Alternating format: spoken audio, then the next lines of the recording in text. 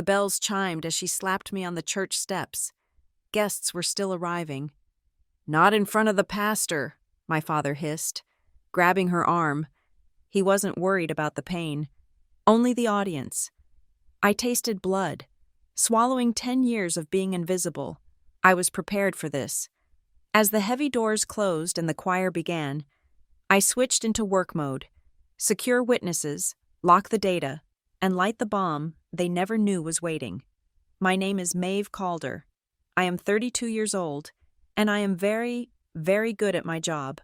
I live in Raleigh, far from the suffocating piety of Dover Ridge, Midwest. My work is clinical compliance for Northline Therapeutics. It's a sanitized term for a necessary function. I hunt for ghosts in the data. I find the discrepancies doctors and researchers try to bury, the falsified trial results, the protocol deviations that could harm people. I document everything. I build timelines. I am meticulous, detached, and I never, ever lose my focus. This is what I was thinking about when my stepmother, Vivian, slapped me across the face. The setting was, of course, impeccable. St. Bartholomew's, the cornerstone of Dover Ridge society, a monument of limestone and self-regard. It was a brilliant Sunday, just past noon, and the light streamed through the stained glass windows, casting saturated blues and reds onto the worn stone steps. It was a day for holy pronouncements. My father, Evan Calder, a man who had financed a significant portion of the church's new wing, was renewing his vows to the woman who had replaced my mother. Vivian was a vision in cream-colored lace, not white, a calculated nod to this being a second marriage, a renewal. Her blonde hair was swept up in a flawless chignon, her smile plastered on, radiating serene benevolence for the benefit of the local business owners and the church auxiliary committee members filing past us into the sanctuary. She was a pillar of the community, the founder of the Milk for Dover Ridge Kids charity, a woman universally admired. I had arrived quiet, wearing a simple navy dress, intending to sit in the back, bear witness, and leave. I was the requisite daughter, the prop required to complete the family portrait. Vivian saw me as I paused to let the elderly Mrs. Gable pass. She broke from my father's side, her cream dress whispering over the stone, and glided toward me. Her smile didn't change, but her eyes, the color of a winter lake, went flat and hard. "You came," she murmured, the scent of expensive lily-of-the-valley perfume washing over me. "Vivian," I said, a neutral acknowledgement. "You came to ruin my day, didn't you?" The whisper was sharp, a sliver of ice beneath the honey. It wasn't a question, it was an accusation. Before I could form a reply, her hand moved. It was a blur of cream lace and heavy gold rings. The crack of her palm connecting with my cheek was shockingly loud, echoing flatly against the limestone facade. It was a professional strike, fast and targeted. Pain bloomed instantly, a sharp, metallic sting. My head snapped to the side, my hair falling across my face. I tasted copper. She had cut the inside of my lip against my teeth. Silence fell on the steps. The organ music from inside seemed to swell to fill the vacuum. Several guests, pillars of the community all, froze mid-step. I saw their eyes, shock, embarrassment, and then, immediately, the polite, practiced aversion. They turned away, pretending they had seen nothing, hurrying inside. My father was at her side in an instant, Evan Calder, impeccably dressed in a custom suit, his face flushed with not a single drop of concern for me. He was angry. He grabbed Vivian's arm, his fingers digging into the lace. His voice was a low, furious hiss, directed not at her action, but at her timing. Not in front of the pastor. He didn't look at me. He didn't ask if I was okay. He didn't ask what happened. He just scanned the entrance, his eyes darting to where Father Brennan was greeting people by the inner doors, terrified that the spiritual authority had witnessed the messy, inconvenient truth. That was the moment. The click. My training, the methodical, analytical part of my brain that I use every day at Northline Therapeutics, took over. The sting on my cheek receded, becoming just another data point. My vision sharpened. This was no longer a family drama. It was an incident, and every incident must be documented. My hand, resting by my side, was steady. My thumb found the small button on the side of my smartwatch. I pressed it twice. A tiny, haptic buzz confirmed it. Audio recording initiated. Timestamp, 12:03 p.m. I raised my head slowly. I did not cry.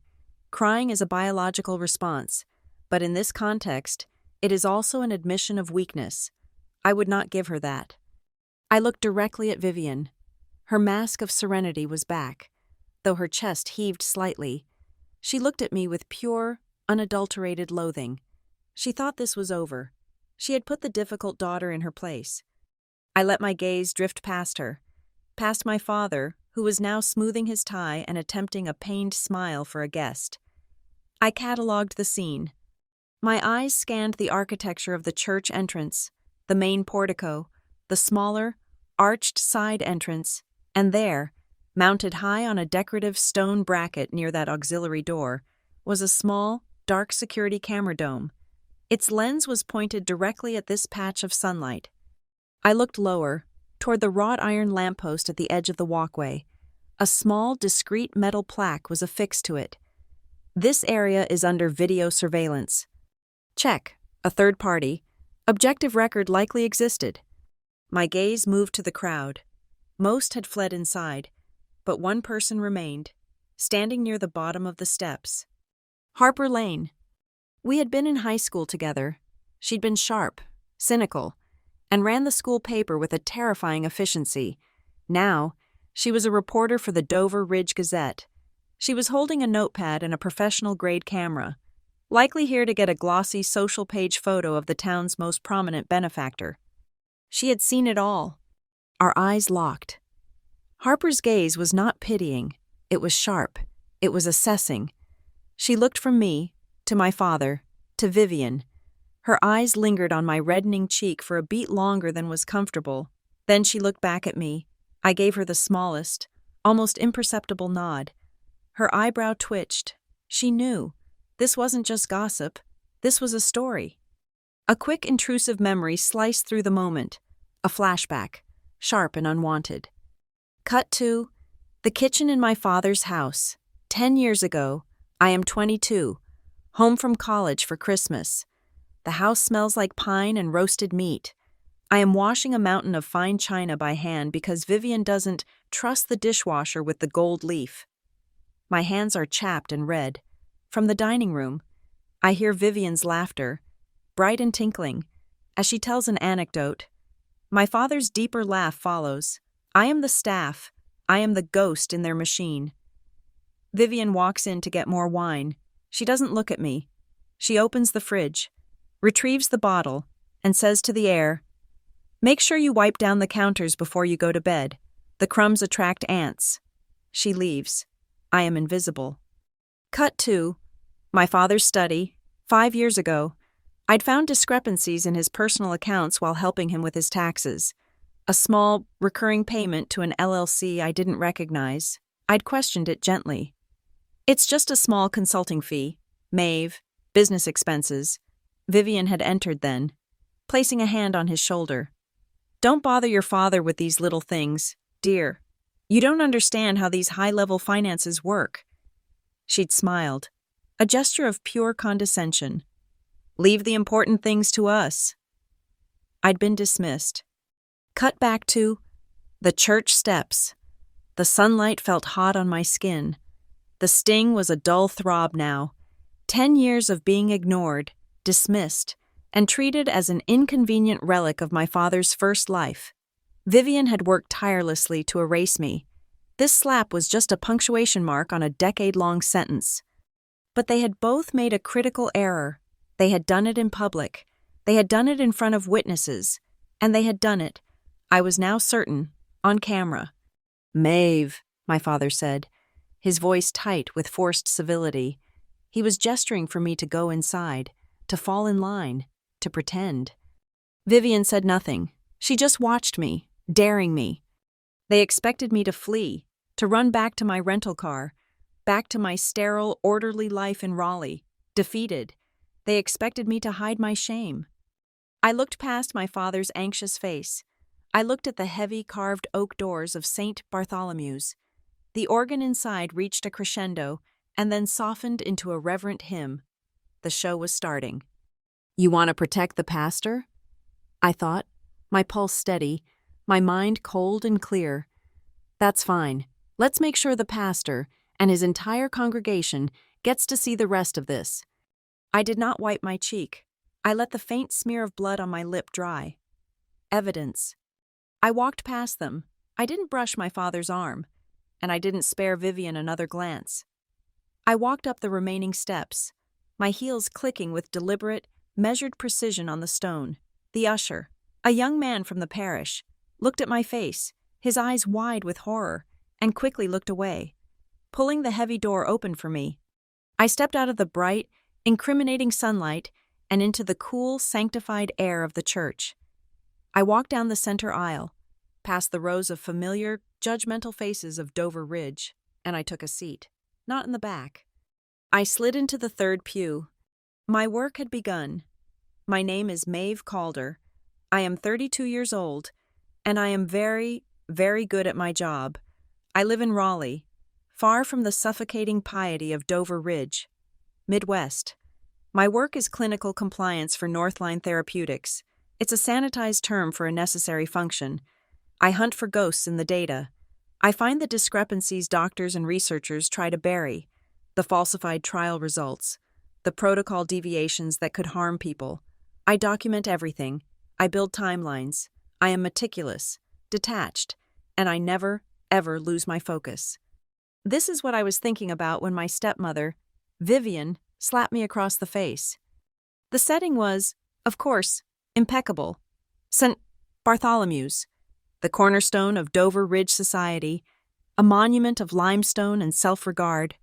It was a brilliant Sunday, just past noon, and the light streamed through the stained glass windows, casting saturated blues and reds onto the worn stone steps. It was a day for holy pronouncements. My father, Evan Calder, a man who had financed a significant portion of the church's new wing, was renewing his vows to the woman who had replaced my mother. Vivian was a vision in cream-colored lace, not white, a calculated nod to this being a second marriage, a renewal. Her blonde hair was swept up in a flawless chignon, her smile plastered on, radiating serene benevolence for the benefit of the local business owners and the church auxiliary committee members filing past us into the sanctuary. She was a pillar of the community, the founder of the Milk for Dover Ridge Kids charity, a woman universally admired. I had arrived quiet, wearing a simple navy dress, intending to sit in the back, bear witness, and leave. I was the requisite daughter, the prop required to complete the family portrait. Vivian saw me as I paused to let the elderly Mrs. Gable pass. She broke from my father's side, her cream dress whispering over the stone, and glided toward me. Her smile didn't change, but her eyes, the color of a winter lake, went flat and hard. "You came," she murmured, the scent of expensive lily-of-the-valley perfume washing over me. "Vivian," I said, a neutral acknowledgement. "You came to ruin my day, didn't you?" The whisper was sharp, a sliver of ice beneath the honey. It wasn't a question, it was an accusation. Before I could form a reply, her hand moved. It was a blur of cream lace and heavy gold rings. The crack of her palm connecting with my cheek was shockingly loud, echoing flatly against the limestone facade. It was a professional strike, fast and targeted. Pain bloomed instantly, a sharp, metallic sting. My head snapped to the side, my hair falling across my face. I tasted copper. She had cut the inside of my lip against my teeth. Silence fell on the steps. The organ music from inside seemed to swell to fill the vacuum. Several guests, pillars of the community all, froze mid-step. I saw their eyes, shock, embarrassment, and then, immediately, the polite, practiced aversion. They turned away, pretending they had seen nothing, hurrying inside. My father was at her side in an instant, Evan Calder, impeccably dressed in a custom suit, his face flushed with not a single drop of concern for me. He was angry. He grabbed Vivian's arm, his fingers digging into the lace. His voice was a low, furious hiss, directed not at her action, but at her timing. Not in front of the pastor. He didn't look at me. He didn't ask if I was okay. He didn't ask what happened. He just scanned the entrance, his eyes darting to where Father Brennan was greeting people by the inner doors, terrified that the spiritual authority had witnessed the messy, inconvenient truth. That was the moment. The click. My training, the methodical, analytical part of my brain that I use every day at Northline Therapeutics, took over. The sting on my cheek receded, becoming just another data point. My vision sharpened. This was no longer a family drama. It was an incident, and every incident must be documented. My hand, resting by my side, was steady. My thumb found the small button on the side of my smartwatch. I pressed it twice. A tiny, haptic buzz confirmed it. Audio recording initiated. Timestamp, 12:03 p.m. I raised my head slowly. I did not cry. Crying is a biological response, but in this context, it is also an admission of weakness. I would not give her that. I looked directly at Vivian. Her mask of serenity was back, though her chest heaved slightly. She looked at me with pure, unadulterated loathing. She thought this was over. She had put the difficult daughter in her place. I let my gaze drift past her, past my father, who was now smoothing his tie and attempting a pained smile for a guest. I catalogued the scene. My eyes scanned the architecture of the church entrance, the main portico, the smaller, arched side entrance, and there, mounted high on a decorative stone bracket near that auxiliary door, was a small, dark security camera dome. Its lens was pointed directly at this patch of sunlight. I looked lower, toward the wrought iron lamppost at the edge of the walkway. A small, discreet metal plaque was affixed to it. This area is under video surveillance. Check, a third party, objective record likely existed. My gaze moved to the crowd. Most had fled inside, but one person remained, standing near the bottom of the steps. Harper Lane. We had been in high school together. She'd been sharp, cynical, and ran the school paper with a terrifying efficiency. Now, she was a reporter for the Dover Ridge Gazette. She was holding a notepad and a professional-grade camera, likely here to get a glossy social page photo of the town's most prominent benefactor. She had seen it all. Our eyes locked. Harper's gaze was not pitying. It was sharp. It was assessing. She looked from me, to my father, to Vivian. Her eyes lingered on my reddening cheek for a beat longer than was comfortable. Then she looked back at me. I gave her the smallest, almost imperceptible nod. Her eyebrow twitched. She knew. This wasn't just gossip. This was a story. A quick, intrusive memory sliced through the moment. A flashback, sharp and unwanted. Cut to the kitchen in my father's house. 10 years ago. I am 22. Home from college for Christmas. The house smells like pine and roasted meat. I am washing a mountain of fine china by hand because Vivian doesn't trust the dishwasher with the gold leaf. My hands are chapped and red. From the dining room, I hear Vivian's laughter, bright and tinkling, as she tells an anecdote.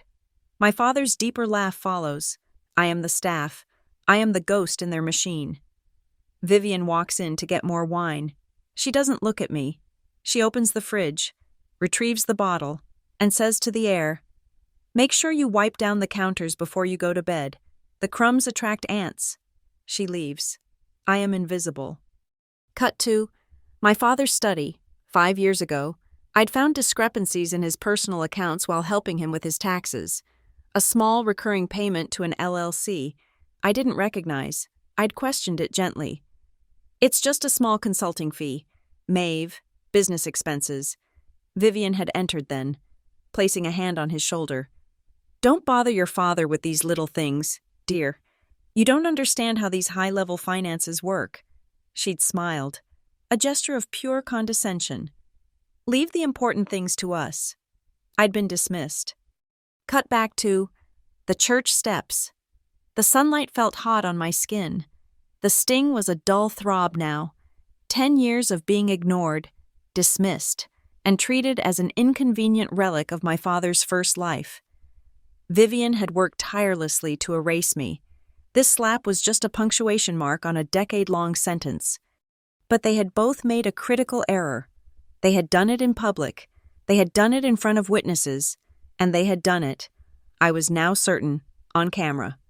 "Maeve," my father said, his voice tight with forced civility. He was gesturing for me to go inside, to fall in line, to pretend. Vivian said nothing. She just watched me, daring me. They expected me to flee, to run back to my rental car, back to my sterile, orderly life in Raleigh, defeated. They expected me to hide my shame. I looked past my father's anxious face. I looked at the heavy carved oak doors of St. Bartholomew's. The organ inside reached a crescendo and then softened into a reverent hymn. The show was starting. "You want to protect the pastor?" I thought, my pulse steady, my mind cold and clear. "That's fine. Let's make sure the pastor and his entire congregation gets to see the rest of this." I did not wipe my cheek. I let the faint smear of blood on my lip dry. Evidence. I walked past them. I didn't brush my father's arm, and I didn't spare Vivian another glance. I walked up the remaining steps, my heels clicking with deliberate, measured precision on the stone.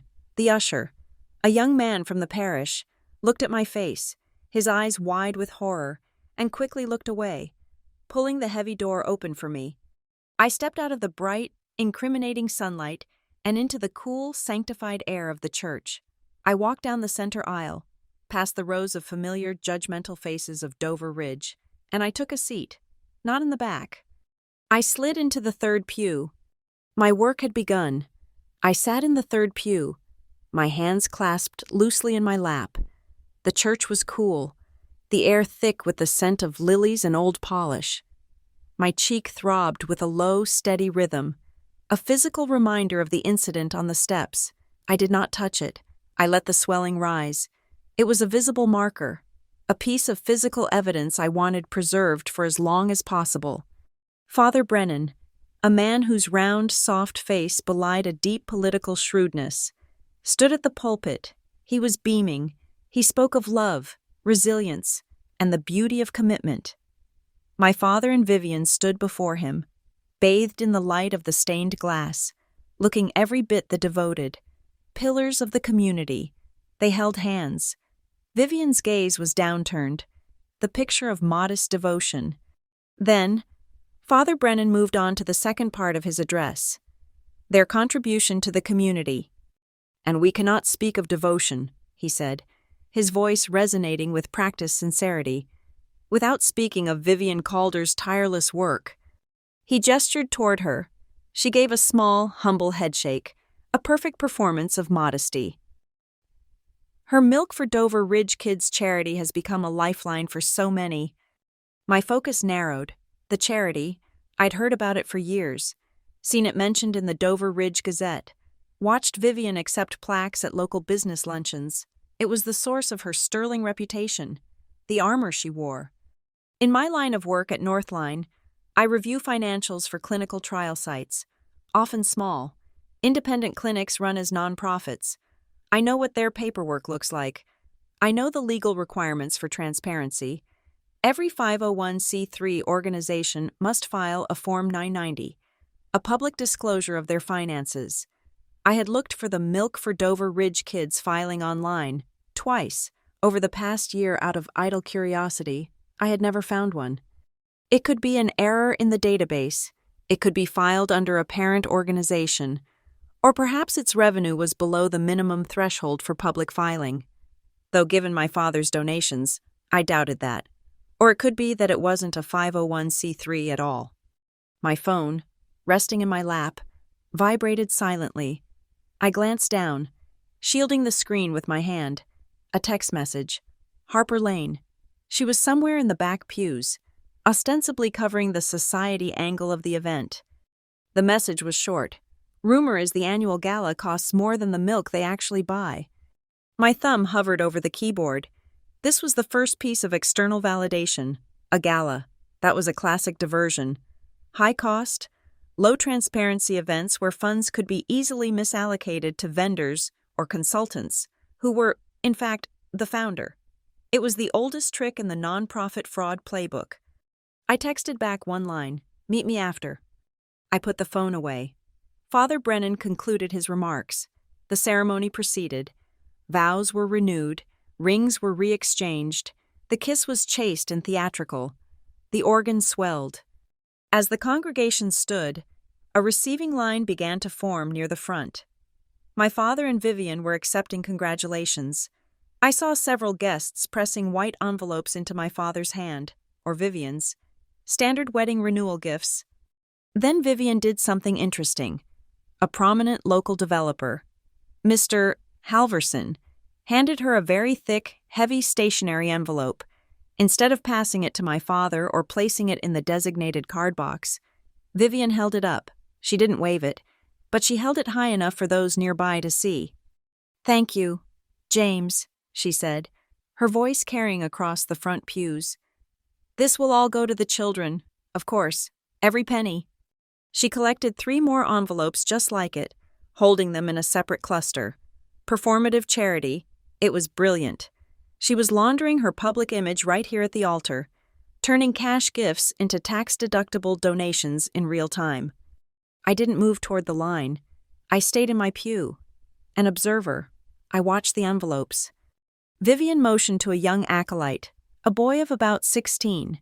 She handed him the cluster of thick envelopes, the ones designated for the children.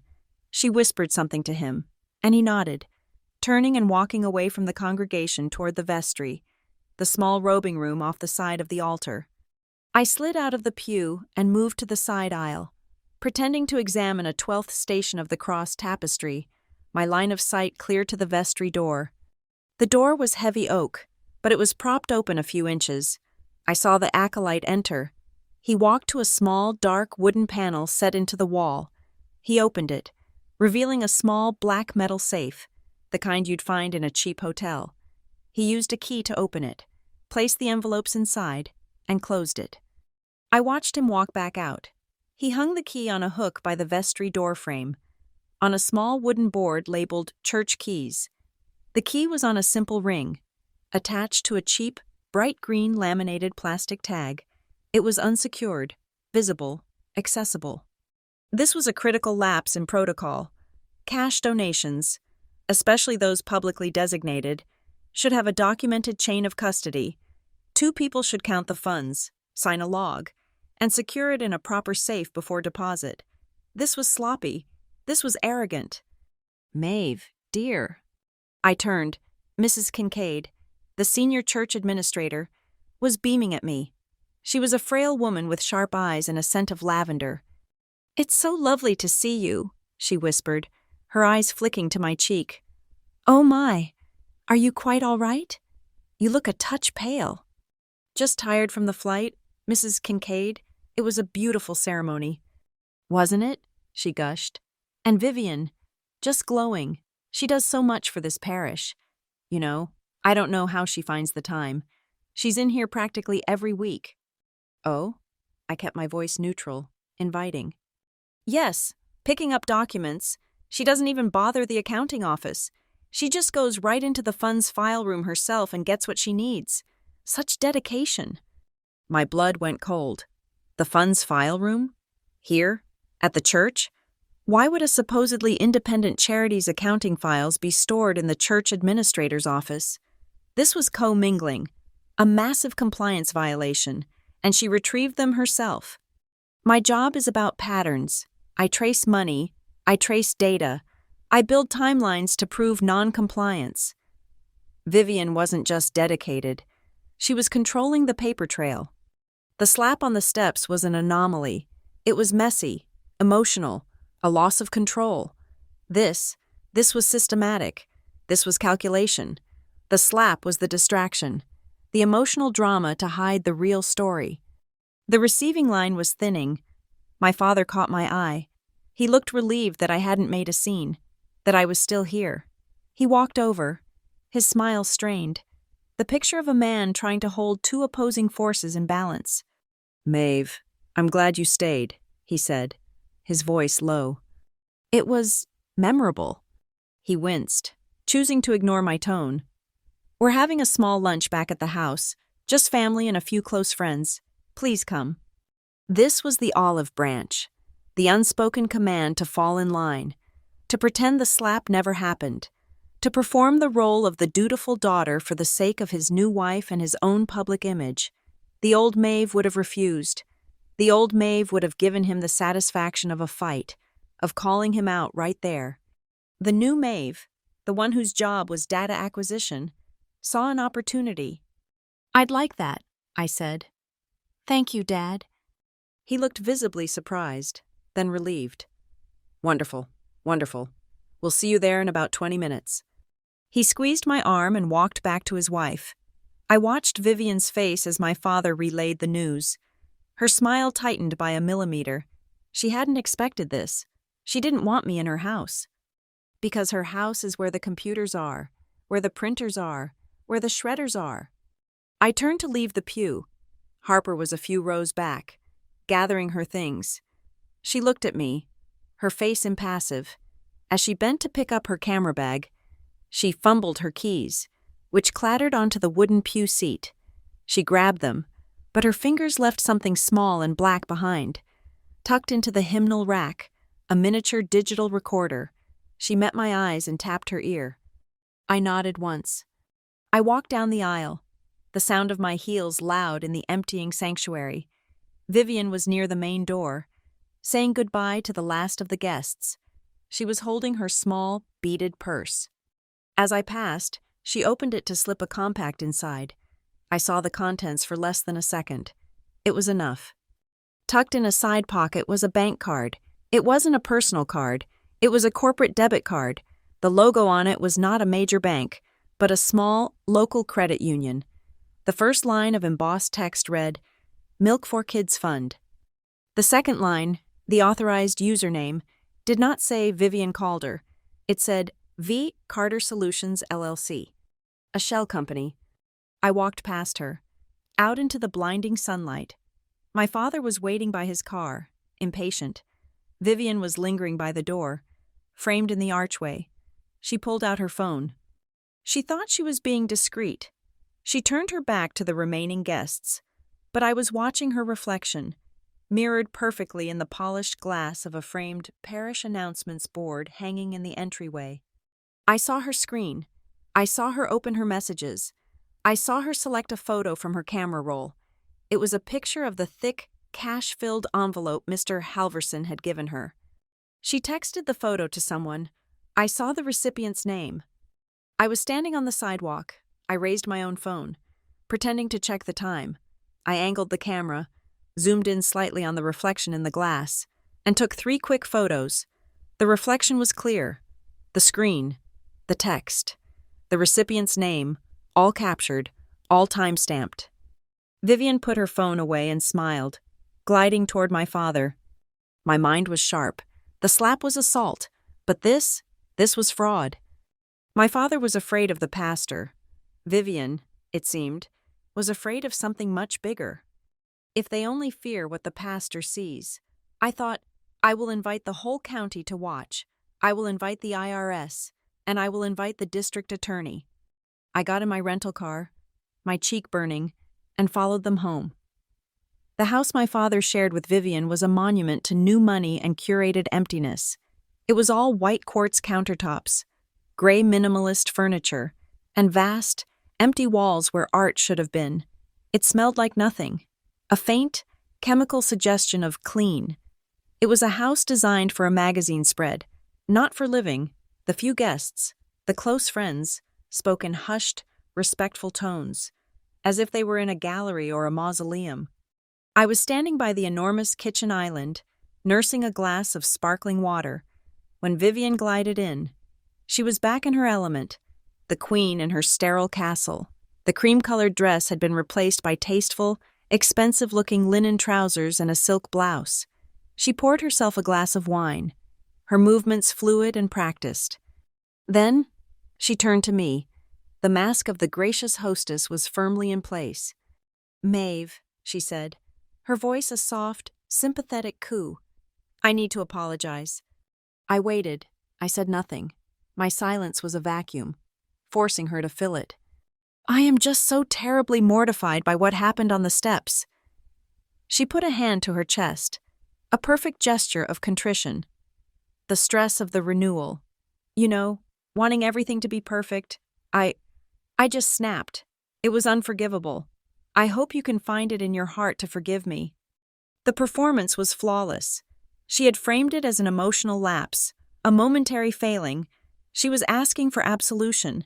She was asking me to participate in the lie, to erase the incident, to make her feel better. I looked at my own reflection in the polished chrome of the refrigerator. My cheek was a dull, purplish red, the swelling distinct. "I heard you, Vivian," I said. My voice was quiet, neutral. This was not the response she wanted. She wanted tears, or anger, or forgiveness. She got none of it. She got a statement of fact. "Well," she said, her smile tightening, "I'm glad we've cleared the air." She turned away, dismissing me. The apology was a task on her list, and it was now checked off. She placed her phone on the quartz countertop to charge. It sat there, a black mirror reflecting the recessed lighting. We stood in silence for a moment, the only sound the quiet hum of the wine fridge. The screen lit up, a notification slid into view. A white square logo. Square payout received, Milk Fund. Vivian's hand darted out and swiped the notification away. But it was too late. I had seen it. A square payout. That was a merchant processing service. It meant the fund was likely taking credit card donations, probably through a simple website. It also meant there was a digital transaction log. "Speaking of the fund," I said, my tone casual, as if I were asking about the weather. "It's so impressive, what you've built. The Form 990 on that must be incredibly complex. All those donations and expenses must be a nightmare to track for the IRS." Vivian, who had been sipping her wine, paused. She gave a light, tinkling laugh. "Oh, goodness, no, I don't touch that. The accountants handle all the boring paperwork." She waved a dismissive hand. "I'm far too busy with the actual charity work, the hands-on part, you know, for the children." My father walked in just then, beaming. "That's my Vivian, all heart." He came up behind her and wrapped his arms around her waist, kissing her temple. "I was just telling James Halverson, I'm so proud of her work. I'm planning to move another block of my assets into the foundation trust next quarter. It's the best investment I can imagine." Vivian's smile was radiant. She was untouchable. "That's a significant financial move, Dad," I said, keeping my voice light. "And a big responsibility. Vivian, since I'm in town for a few days, I'd be happy to do a pro bono compliance review for you." Vivian's glass stopped halfway to her lips. I continued. "Just a quick audit. I can look over the 990s, check your expense classifications, your articles of incorporation, make sure your vendor contracts are solid, just to ensure all the I's are dotted and the T's are crossed. I do it all the time at Northline. It would be my gift to you, for the children." The knife was offered, hilt first, but it was still a knife. Vivian's face went rigid, the warmth evaporated. A tiny flicker of pure, cold panic flashed in her eyes before she masked it. "That is absolutely not necessary," she said. Her voice clipped. "We have a perfectly good accounting firm. Everything is clean. We don't need you interfering." "It's no interference," I pressed gently. "It's just good governance. With Dad increasing his stake, you'll want a firewall against any accusations of—" I paused, searching for the word. "Impropriety." I said no, she snapped. My father looked between us, his smile fading, sensing the tension. "Maeve, I'm sure Vivian has it handled. Let's not talk about work." "Of course," I said, smiling. "My mistake." I had my answer. Her refusal was louder than any confession. I needed to get to her computer. I excused myself to get another drink, my route taking me past the end of the main hallway.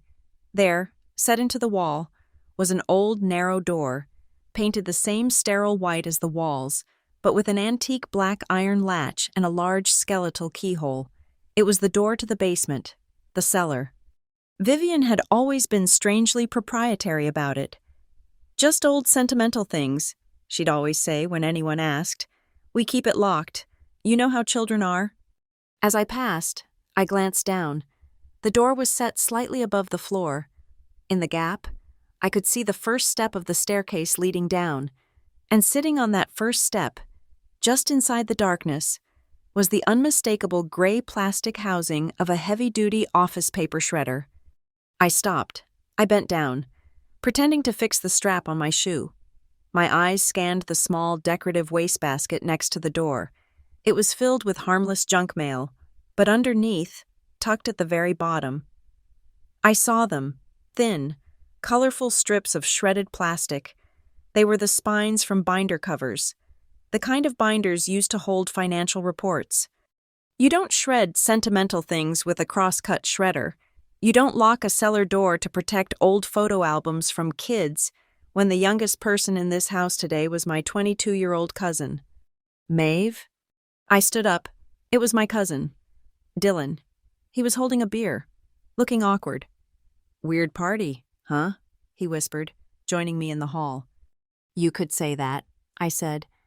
Dylan leaned in, his voice dropping. "Hey, I don't want to stir anything up, but is Aunt Viv okay? She's been acting strange." "How so?" She's been using our address, my parents' house, for packages." "Packages?" "Yeah, like big ones. From catering suppliers, food service stuff. She says her garage is full and it's just overflow for the milk fund. But then she comes and gets them in her SUV. And she's always weird about it, telling my mom not to mention it to your dad, that it's a surprise for the gala. But she's been doing it for months. We don't even get milk. Catering supplies, not infant formula, using a secondary address to obscure the delivery trail. My internal case file was growing. "Thanks, Dylan," I said. "That's helpful." This was it. I needed the computer. I walked back into the living room, where my father was holding court. I waited for a lull in his story. "Dad," I interrupted, putting on my best traveler's anxiety face, "would you be an absolute lifesaver? I just got an alert that my flight home tomorrow might be affected by the weather. Would you mind if I used the study to check my flight and print my boarding pass? My phone battery is about to die." It was the perfect, banal request. "Of course, Maeve, make yourself at home," he said, waving dismissively toward the hall. "The computer is on." "Thank you." I turned. Vivian was watching me from across the room. Her eyes were slits. She knew I wasn't just printing a ticket, but she couldn't object without looking suspicious. I walked down the hall to the study. This, too, had once been my father's room, full of old leather books and sailing trophies. It was now Vivian's command center, white desk, white shelves, and a high-end iMac. I sat down, as my father had said. The computer was on, the screen glowing. It wasn't even password protected. The arrogance. From my pocket, I slipped a small, black USB drive. It wasn't a normal drive. It was a FIPS-compliant, hardware-encrypted device I used for transferring sensitive patient data at work. I slid it into the port. I didn't have time to browse. I hit Command F to open the search. I typed milk. A folder appeared. Milk for Kids. I opened it. It was disorganized. JPEGs of smiling children, drafts of gala invitations, and then I saw it. Milk for Kids sponsorship, XLSX. I double-clicked. The spreadsheet opened. It was a mess of names and numbers. I clicked through the tabs at the bottom. Donors, gala expenses, catering, admin, and then the last tab. Consulting fees, VC. I clicked it. My blood ran cold. It was a list of payments, bi-weekly, $5,000, $10,000, $15,000, all paid to one vendor. V. Carter Solutions, LLC. The same name I had seen on the debit card in her purse. The same name I had photographed in the church. My fingers flew. I dragged the entire Milk for Kids folder onto the icon for my USB drive. The progress bar appeared. 10 seconds remaining. The door opened. I didn't jump. I calmly moved my hand from the trackpad to the keyboard, as if I were typing. Vivian stood in the doorway. She didn't speak. She just watched me. "Just finding my reservation," I said lightly. The progress bar vanished. Copy complete. I reached down and calmly, deliberately, pulled the USB drive from the port. I held it between my thumb and forefinger for a second, then closed my fist around it and slipped it into my pocket. Vivian's face was white. "What are you doing?" Her voice was a low hiss. "I just finished," I said, standing up. "Thanks for letting me use the room." I moved to walk past her. She stepped into the doorway, blocking me. "This is a private room, Maeve," she said. She reached for the door, pulling it shut with a heavy, definitive thud. The lock clicked. It was an old-fashioned skeleton key lock, and I heard her turn the key from the outside. She had locked me in. I stood in the silence of the room for a beat. I heard her heels click away down the hardwood floor. I smiled. A small, tight, professional smile. I looked at the locked door. "Good," I whispered to the empty room. "That's a very good policy. Vivian, I'll be sure to keep my evidence private, too." I turned and looked at the window. It was a first-floor study. It would be very easy to open. The window sash was old, but well-maintained. It slid upward with a quiet, satisfying shush. I was on the ground floor, the hydrangea bushes just outside. I didn't bother with the screen. I put one hand on the sill, swung my legs over, and dropped the 3 feet to the soft mulch bed. I landed without a sound. I stood for a moment, brushing the dirt from my hands. I walked calmly around the side of the house, past the pristine patio, and down the long driveway to my rental car. I did not look back. Vivian hadn't locked me in. She had released me. Harper was waiting in her car parked a block down, just as we'd arranged. I got into the passenger seat. The interior of her car smelled like stale coffee and paper. "Well?" she asked, not looking at me. Her eyes were scanning the street. "She locked me in the study," I said. Harper's head snapped toward me. "She what?" After I copied the Milk for Kids folder from her unlocked computer, the folder that contains the consulting fees spreadsheet, I held up the FIPS-compliant USB drive.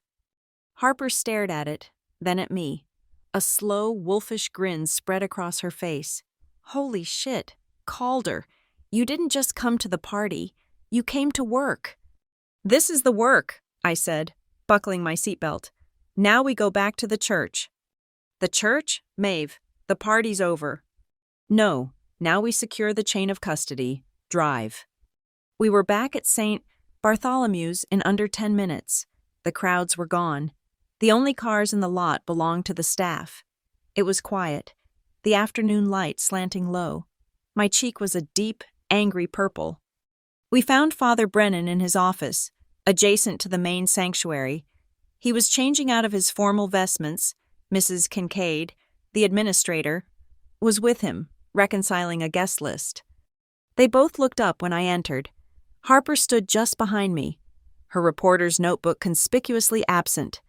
Father Brennan's genial face clouded with concern. "Maeve, good heavens, your face."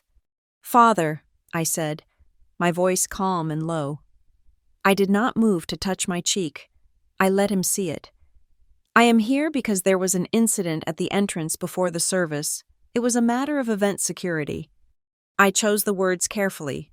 Incident, not assault. Security, not family problem. This was language he understood. This was about the church's liability, not my drama. "Mrs. Kincaid," I continued, "you were at the door. I believe you saw several guests react with alarm." Mrs. Kincaid's face flushed. I did see some commotion." "I am a compliance specialist."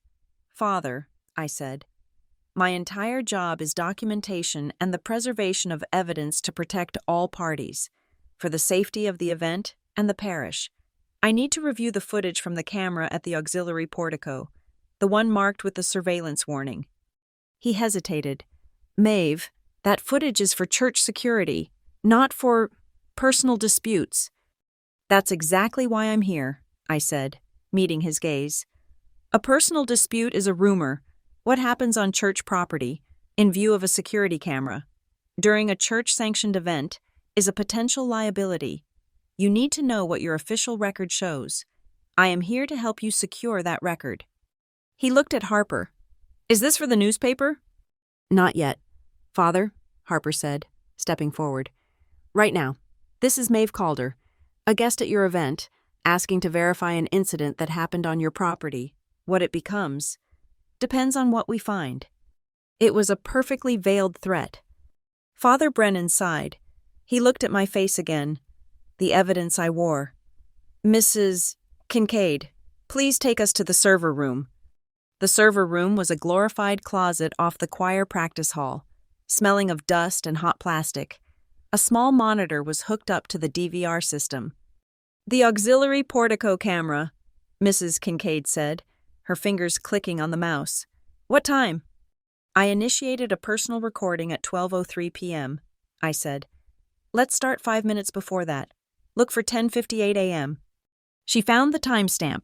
She clicked. The screen flickered, showing the sun-drenched steps. We watched in silence. We saw the guests arriving. We saw me pause. We saw Vivian glide over, her cream dress glowing. We saw her speak. The camera was too far for the audio, but the body language was clear. And then we saw the slap. It was fast, vicious, and unmistakable. My head snapped back. The guests froze. Harper let out a sharp, indrawn breath. It was one thing to see the aftermath. It was another to see the act. Then we saw my father. We saw him rush over, grab Vivian's arm, and we saw him lean in, his face contorted in anger. The audio, I said to Mrs. Kincaid, is there any? Only on the main door feed, she said, her voice thin. She clicked another window. The audio feed was separate, a hot mic for the entire entrance. She synced the timestamps. We watched it again. This time, we heard it all. We heard the crack of the slap. And then, clear as a bell in the small, hot room, my father's voice. Not in front of the pastor. Mrs. Kincaid put a hand to her mouth. Father Brennan closed his eyes. He had been standing just inside, not 20 feet away. My father wasn't worried for him. He was worried about him. Stop the tape, I said. Mrs. Kincaid stopped it. The image of my father's angry face was frozen on the screen. This is now a critical record, I said, my voice all business. Father, I do not want to take this footage. I want to secure it. Do you have a new, external hard drive? Yes, in the supply cabinet. Get it. We are going to export the raw file to that drive. We will then place that drive in a tamper-proof evidence bag. I will sign a label. You will sign a label. And Mrs. Kincaid will sign as witness. We will note the date, the time, and the contents. You will keep that drive. You will not give it to anyone but a court-appointed official. Do you understand? He nodded, his face pale. Yes. While he and Mrs. Kincaid did exactly that, I turned my attention back to the monitor. Mrs. Kincaid, one more thing. I saw an acolyte take several envelopes to the vestry safe. Around 11:41 a.m., I believe. Yes, she said, confused. I need to see the log for those donations. The log? The cash donation log. The chain of custody form. Who counted the money? Who signed for it? Mrs. Kincaid and Father Brennan exchanged an uneasy look. Well, Mrs. Kincaid said, usually Vivian handles all of the milk fund donations herself. She likes to handle it, I finished. Let's go look in the safe. We walked back to the vestry. The green-tagged key was still hanging on the hook, where any of the 50 guests could have taken it. I pointed to it. That is a breach of protocol. Mrs. Kincaid flushed and took the key. She opened the small, black safe. Inside were the 4 thick envelopes I had seen, including the one from Mr. Halverson, and sitting on top of them was a small black moleskin notebook. I did not touch it. Please, Mrs. Kincaid, open the notebook. She did. The first page was titled, In Vivian's Looping, Perfect Script, Payout Schedule, V. It was a list of dates, amounts, and initials. Harper, I said, your phone. I need high-resolution photographs. Maeve, we can't, Harper started. You aren't touching anything, I said. I am not touching anything. Mrs. Kincaid is the custodian of these records. I am asking her, in the presence of Father Brennan, to allow us to document the contents of the parish safe. Harper was already snapping photos, every single page. She captured the envelopes, the notebook cover, every entry. Thank you, I said, once Harper was done. Close the safe, Mrs. Kincaid, and I strongly suggest you and Father Brennan deposit these envelopes at the bank tomorrow, and that you get a receipt, specifically noting they are for the milk fund. We walked out into the main hall. Harper was texting furiously. I'm on with Avery Holt, our counsel, she whispered, her thumb flying. He's asking about libel risk. I told him we have video of an assault and financial records from a shell company. She paused, reading. Okay. He says Vivian and Evan, as major community benefactors and heads of a public-facing charity, are limited public figures. The bar for libel is higher. Truth is an absolute defense. He says, holy hell. He says public event reporting covers the slap, and financial malfeasance covers the rest. We're clear. Good, I said. I was already in my rental car, my laptop open. Harper got in the passenger side. What are you doing now? She asked. Building the framework, I said. I pulled up a blank document. Witness list, I typed. Harper Lane, visual, audio. Mrs. Kincaid, witness to records, access. Father Brennan, witness to records, video. John Davies, usher, visual on steps. Sarah Jenkins, choir director, visual from loft.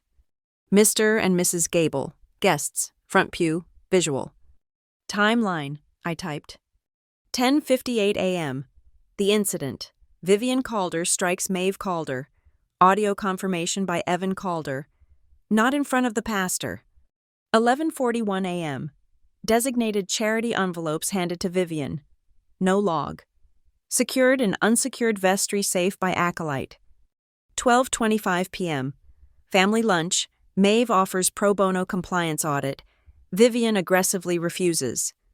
2:10 p.m. Maeve accesses Vivian's unsecured computer, acquires file Milk for Kids sponsorship, XLSX, detailing payments to V. Carter Solutions, LLC. 2:14 p.m. Maeve locked in study by Vivian. 3:30 p.m. Video and safe content secured with church staff. Finally, I took the USB drive from my pocket and plugged it into my laptop. I pulled the spreadsheet file. I took the photos from Harper's phone. I took the screenshots I had captured at the church. I bundled all the digital files.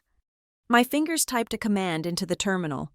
I ran a SHA-256 hash on the entire compressed folder.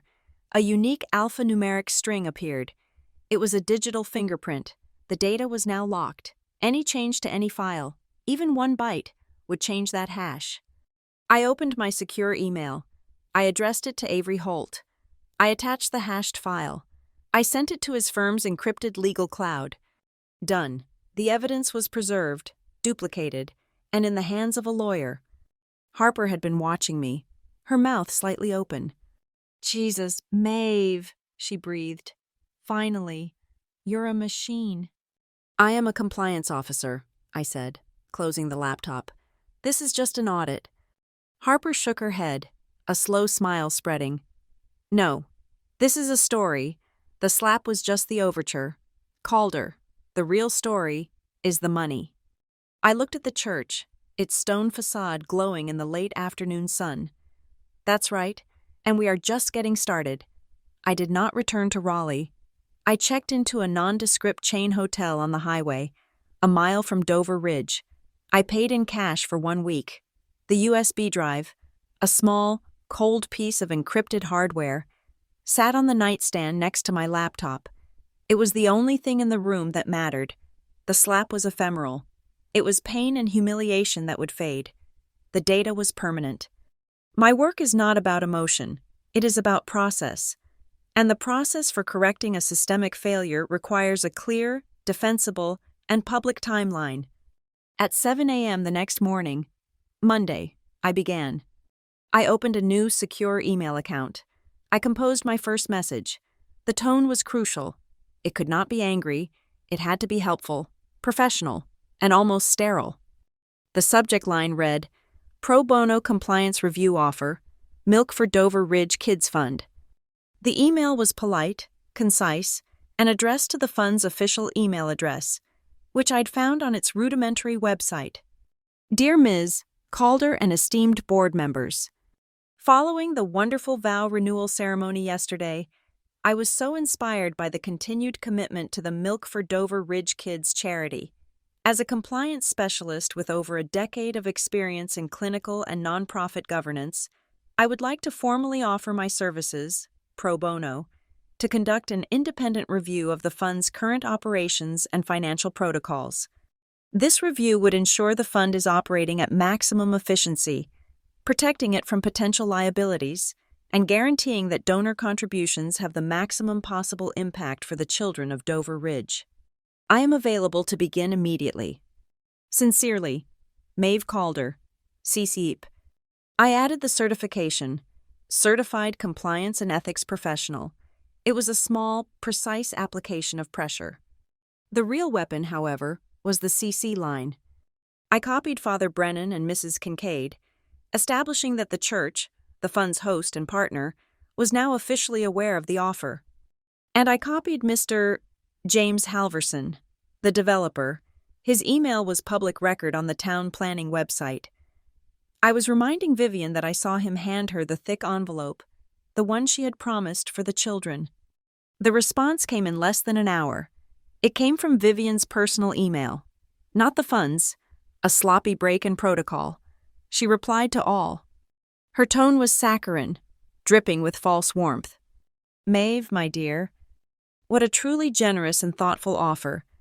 It just goes to show what a wonderful, caring family we are. I am simply delighted. Unfortunately, the coming weeks are just packed. We have the upcoming Gala Planning Committee, and I am finalizing the summer distribution schedules. I simply wouldn't have a moment to give you the access you'd need for such a thorough review.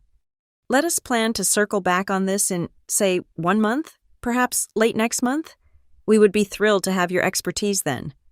Warmly, Vivian. 1 month, 30 days, enough time to shred, to delete, to move the money, to cover the V. Carter Solutions LLC trail. She was stalling. I replied within 3 minutes. I again hit reply all. Vivian, Father Brennan, Mr. Halverson. Thank you for the prompt reply. I completely understand how busy this time must be. A month is a long time to wait. However, and I wouldn't want to lose the momentum. A delay in a compliance review can often be misconstrued, and I want to ensure the fund is protected from any such speculation. I have a better idea. To save you the time of a full disruptive audit, let's expedite this with a simple public transparency session. I propose a community meeting to be held next week in the main church hall. This way, we can address the community's support, outline the fund's successes, and answer any procedural questions in an open forum. It would be a wonderful testament to the fund's commitment to transparency. I will happily draft an agenda and submit it for your approval. Best, Maeve. I had taken her request for a private delay and turned it into a demand for a public meeting. I had put the church and the fund's biggest donor on the same email chain. She was boxed in. If she refused an open meeting, she looked like she was hiding something. If she accepted, I had her. The silence on the email chain lasted for 3 hours. During that time, my phone rang. My father. Maeve, what in God's name are you doing?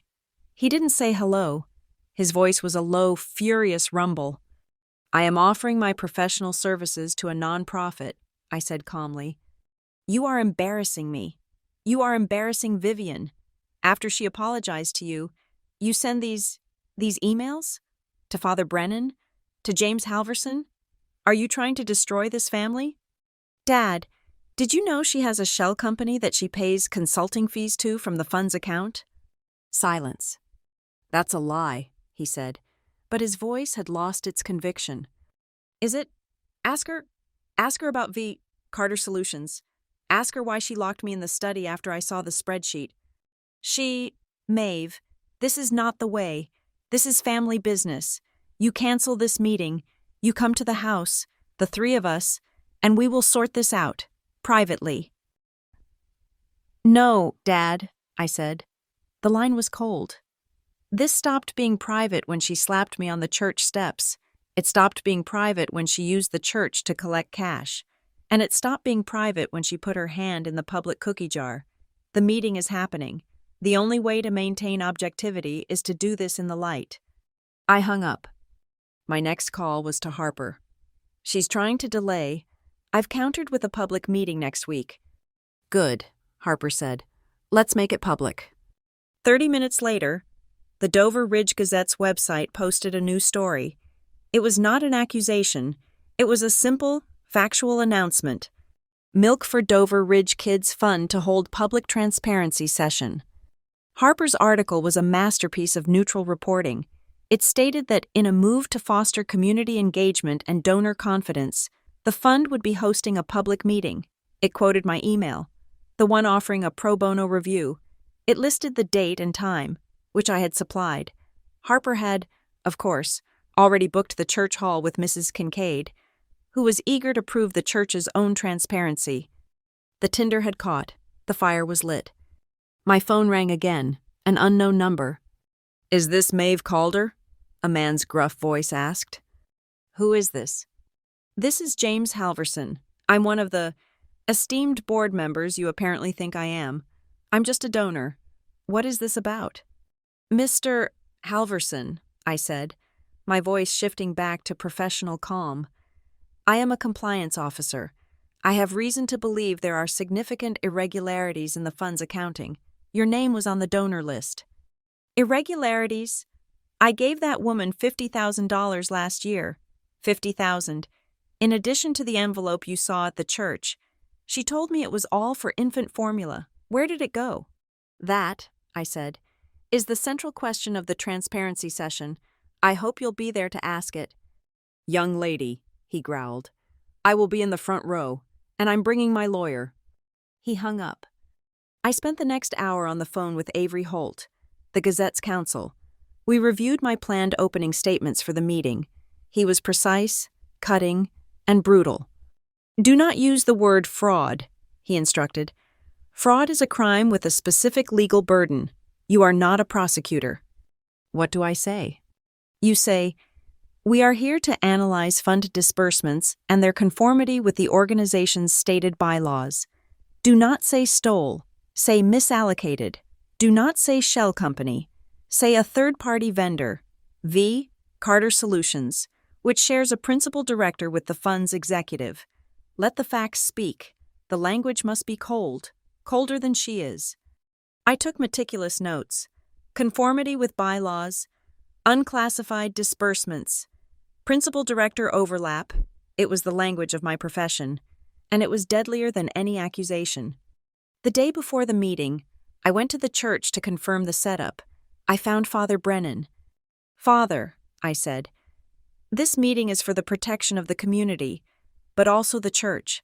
I need to ensure it is managed properly. I need your assurance that an audio recording will be made.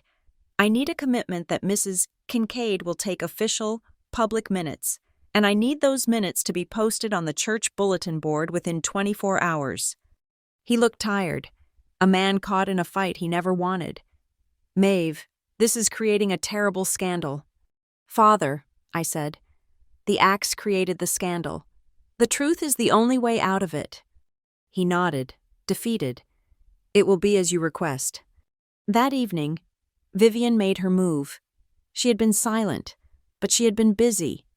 She posted on her personal Facebook page, the one followed by half of Dover Ridge.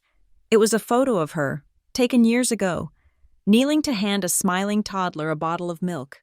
The lighting was perfect. She looked like a saint. The caption read, It is the greatest joy of my life to serve the children of Dover Ridge.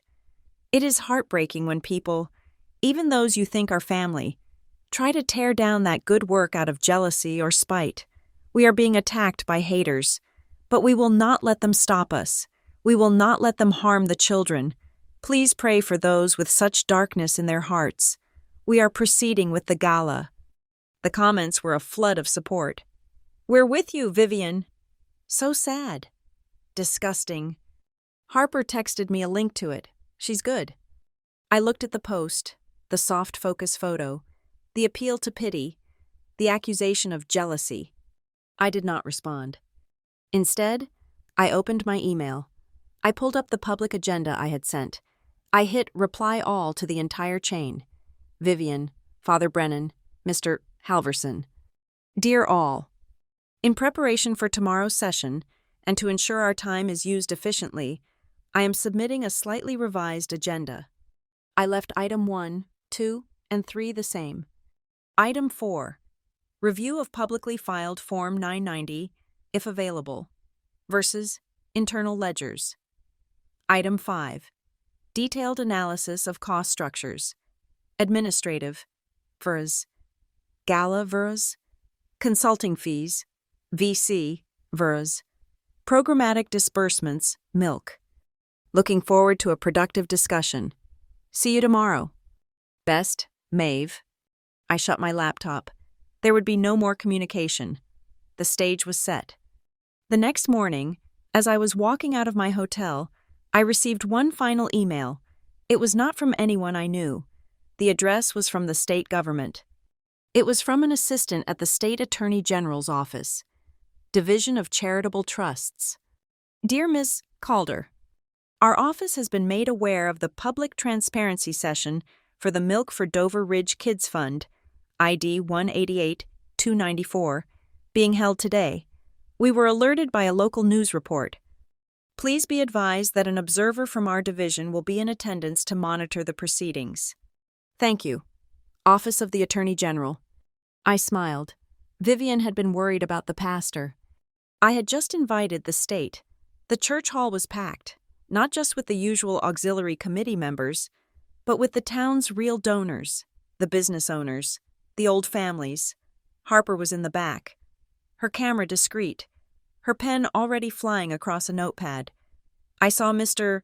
Halverson in the front row, his arms crossed, his face a thundercloud, and in the fourth row, a quiet woman in a plain gray suit I didn't recognize, who watched the door with an air of detached patience. Vivian and my father sat at a table at the front, facing the audience. My father looked pale. His hands clasped so tightly his knuckles were white. Vivian, in contrast, was a vision of calm, compassionate leadership. She wore a soft, powder blue suit, the color of innocence and trust. She stood and walked to the podium, which was set up next to a large projector screen. The hall quieted. Thank you all so much for coming, she began, her voice soft, melodic, and trembling with just the right amount of strained sincerity. I know there have been rumors and confusion. It's so painful, but I am an open book. My only mission has ever been the children. She clicked a remote. The screen lit up. A video began to play. Set to a soaring, orchestral score, it was a montage of Vivian hugging a small child, Vivian cutting a ribbon on a new pantry, Vivian, her eyes filled with compassionate light, handing a box of formula to a young, grateful-looking mother. The music swelled, and the video ended on a slow-motion shot of Vivian smiling, a halo of sunlight backlighting her blonde hair. She clicked the remote. The screen went dark. Vivian turned back to the room, and she delicately, theatrically, removed her glasses.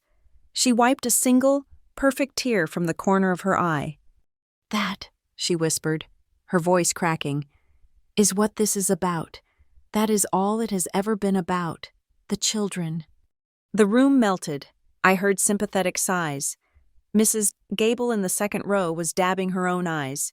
Vivian had them, in 2 minutes, with one video. She had framed herself as the victim, the saint under siege. I was the villain. I stood up. My heels made a sharp, clean click on the wooden floor as I walked to the podium. I placed my laptop beside hers and plugged in my own cable. I turned to the audience. My voice was not soft. It was not emotional. It was clear, precise, and carried to the back row. Thank you, Vivian. That was a beautiful presentation. I am also here for the children, but more specifically, I am here for the children's money. I am a compliance specialist, and my job is to follow the data. So let's do that. I clicked, and my first slide appeared. It was not a video. It was a pie chart, stark black and white and red. These are the fund's expenditures for the last fiscal year, based on the records I was able to access. I pointed, as you can see, programmatic disbursements, that is, the actual purchase of milk and formula, accounted for 12% of the budget. I let that number hang in the air. 12%. Gala and event-related expenses accounted for 50%, and this last slice, I clicked, and the slice turned blood red. 38% was paid out in consulting fees. The room murmured. 38% of all donations, I continued, were paid to a single vendor, V. Carter Solutions, LLC. This vendor is registered to a post office box in town. That post office box, it turns out, is the same box Vivian Calder rents for her personal mail. The murmuring stopped. It was replaced by a sharp, sudden intake of breath. Vivian, from her seat, hissed, "That is a lie." "It is a public record," I said, not looking at her. I clicked to the next slide. Slide 2. Gala expenses versus programmatic disbursements. It was a simple bar graph. The bar for Gala was enormous, labeled $104,000. The bar for milk was a tiny sliver next to it, labeled $12,200. The fund spent nearly 10 times more on its party than on its mission, I said. But let's look closer at those party expenses. I clicked again. An invoice filled the screen. This is one invoice for $30,000 for event design and consultation. It was paid to a company called Dover Ridge Premier Events. According to the State Business Registry, the sole proprietor of Dover Ridge Premier Events is Mr. Robert Thorne, Vivian's brother-in-law. The room was loud now. People were turning to each other, whispering, their faces hard. And now, slide 3, I said, raising my voice slightly. I call this one correlation of data. I am not drawing conclusions here. I am simply presenting two sets of public facts. The slide was split. On the left, a list of dates from the consulting fees VC ledger. June 3rd, payment to V. Carter, $10,000. July 5th, payment to V. Carter, $15,000. August 1st, payment to V. Carter, $10,000. On the right, screenshots from Vivian's own public Instagram. June 4th, a photo posted from a boutique in Chicago. Vivian is holding a new leather handbag. The caption, "Treat yourself." July 7th, a photo posted from a spa in Scottsdale, Arizona. The caption, "Much needed rest." August 2nd, a close-up of her wrist, showing a new diamond tennis bracelet.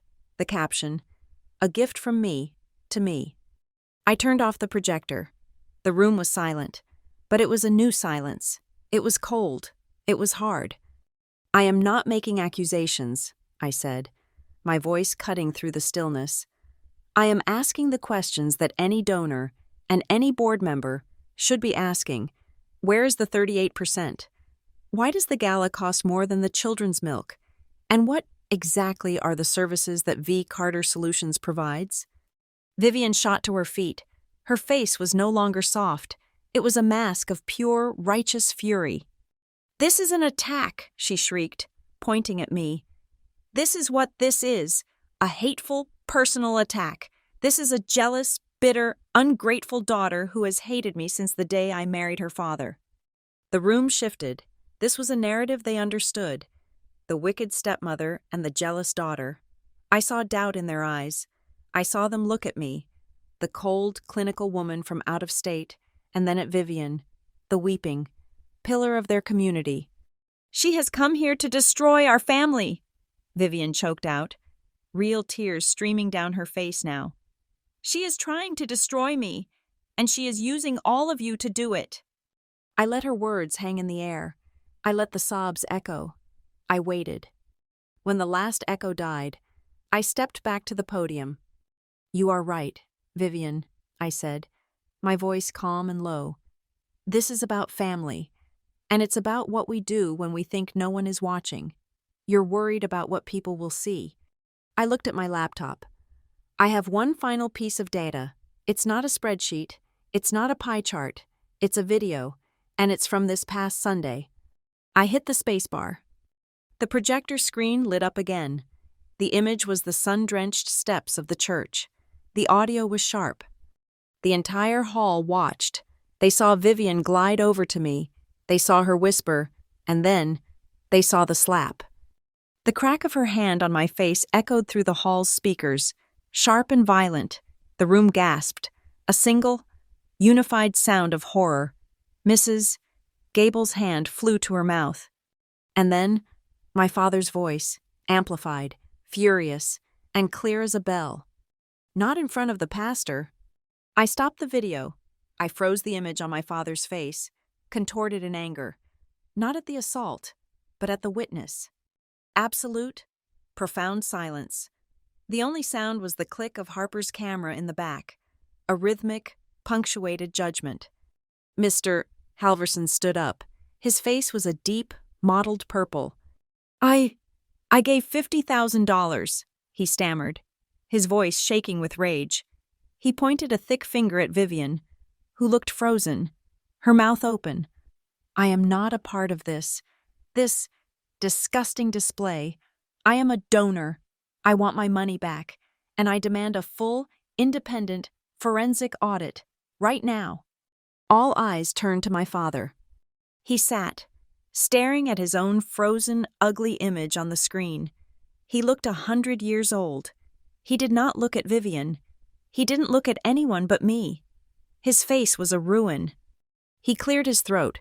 He stood up, slowly, his hands gripping the edge of the table. "Viv," he said, his voice a dry rasp. "Vivian, we will cooperate." Vivian's head snapped toward him, her eyes wide with disbelief. "We will cooperate with the audit," my father repeated, his voice gaining a thin, brittle strength. He was looking at Mr. Halverson now. "For the honor of this family, for the honor of this church, we will cooperate." It was the pivot. The moment the foundation of their entire 10-year lie cracked, he had not defended her. He had not protected her. He had folded. Vivian's face collapsed. The mask of the saint, the victim, the wife, all of it shattered. "Evan?" she hissed, her voice a venomous whisper that was all too audible in the dead quiet room. She forgot the audience. She forgot the donors. She saw only him. "How can you say that? In front of all these people? After what she did?" "Ma'am?" A new voice, calm, clear, and professional. The woman in the gray suit in the fourth row was standing. She held a small, leather badge holder. "Ma'am, Mr. Calder, my name is Rebecca Thorne. I am an observer from the State Attorney General's Office, Division of Charitable Trusts." If Vivian was pale before, she was now translucent. My father sagged, gripping the table for support. "If the board," Ms. Thorne continued, her voice projecting effortlessly, "does not voluntarily submit to a full, independent forensic audit and provide our office with the full, unredacted results, our office will be forced to proceed with its own investigation under the full authority of state law that will involve subpoenas, and it will, I assure you, be public." The hammer fell. I stepped back to the podium one last time. I looked at Vivian, who was staring at the woman from the state, her face a blank mask of terror. I looked at my father, who was staring at the floor. "This was never about jealousy," I said, my voice filling the hall. "This was never about a slap. This is about the children. This is about the truth.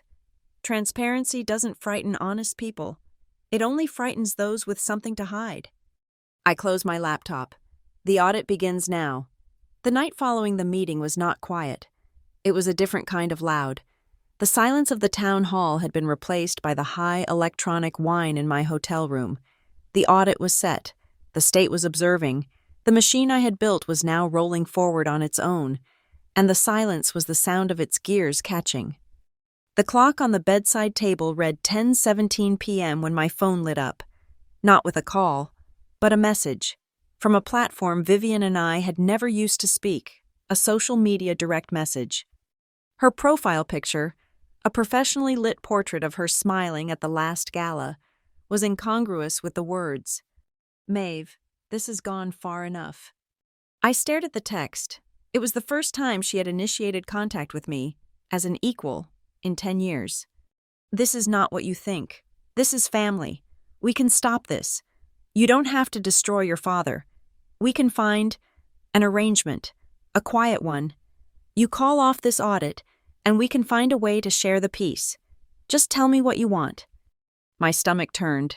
After the lies, the spreadsheets, the public humiliation, she was now attempting to bribe me, to share the peace. She was offering me a cut of the silence she had used to suffocate me for a decade. I did not reply.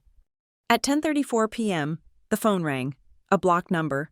I let it ring twice, then answered, hitting record on the app I had downloaded. "Hello?" "Ms. Calder." The voice was male, professional, and cold. "This call is to inform you that you are engaging in a campaign of defamation and tortious interference. Your actions at the church hall were libelous. Cease and desist immediately. Withdraw your accusations, or we will be forced to pursue all legal remedies." "Who is this?" I asked, my voice as flat as his. "You have been warned." The line clicked dead. It rang again at 10:41 p.m., another blocked number. "You should be ashamed." A different voice, this one rougher, hissed. "You think you're smart, coming in here, destroying a good woman, ruining a charity? You need to back off. Go back to Raleigh before you get hurt." "Are you threatening me?" The line went dead. I saved the recordings, titled them, and emailed the encrypted files to Avery Holt. He replied in 2 minutes. "Got them. Standard intimidation tactics. Amateurs. We'll trace them. Don't worry." A knock came at my hotel room door. It was 11:15 p.m. It wasn't a sharp, angry knock. It was a tired, defeated sound, as if the person on the other side had no strength left. I looked through the peephole. It was my father. I unlatched the chain and opened the door. He looked awful. His suit from the meeting was rumpled. His tie was gone, and his face was the color of old paper. He didn't look at me. He looked past me, into the dark room. "You have to stop this, Maeve." His voice was a dry rasp. "It's already started, Dad." I left the door open and walked back to the desk. "The state is involved." "You don't understand," he said. Stepping inside, he didn't close the door. You don't know what you've done." "I know what the spreadsheets say," I said. "I know what Carter Solutions is." "No!" He slammed his hand on the wall. A flash of the anger I'd seen on the church steps. "You don't— the fund, the loans, the galas, the overhead. It cost money. We had to. Project success." I turned. My blood was cold. "We?" "I signed for them," he whispered. All the anger gone, leaving only a vacuum. The lines of credit, the bank loans to cover the gala deposits. I signed as the personal guarantor. I secured all of it. I looked at him, really looked at him, the man who cared only for appearances, the man who had built a life on a foundation of polite fictions. "She spent the money," I said, "and you guaranteed her spending." "She said it was for the fund, an investment, to attract bigger donors." His voice was cracking. "Maeve, if the fund collapses, if the state freezes the accounts, the banks will call the guarantees. They will call my guarantees. I'm leveraged. I will be bankrupt. I will lose everything. The house, the business, everything. He was not here for me. He was here for himself. The man who had hissed, "Not in front of the pastor," was now pleading, "Not in front of the bank." "When you signed those papers," I asked, my voice quiet, "did you do it because you believed in the charity? Or did you do it because you believed in her?" He stared at me, his mouth open, and in his total, complete silence, I got my answer. He hadn't signed for love, and he hadn't signed for charity. He had signed for the quiet life she gave him, for the image of the perfect, philanthropic wife. He had signed for the illusion, and the bill had just come due. "The audit is happening," I said, my voice hard. "The state is involved. The only way you mitigate this, the only way you survive this, is full compliance. We have to assume she's destroying records. I saw the shredder by the cellar door."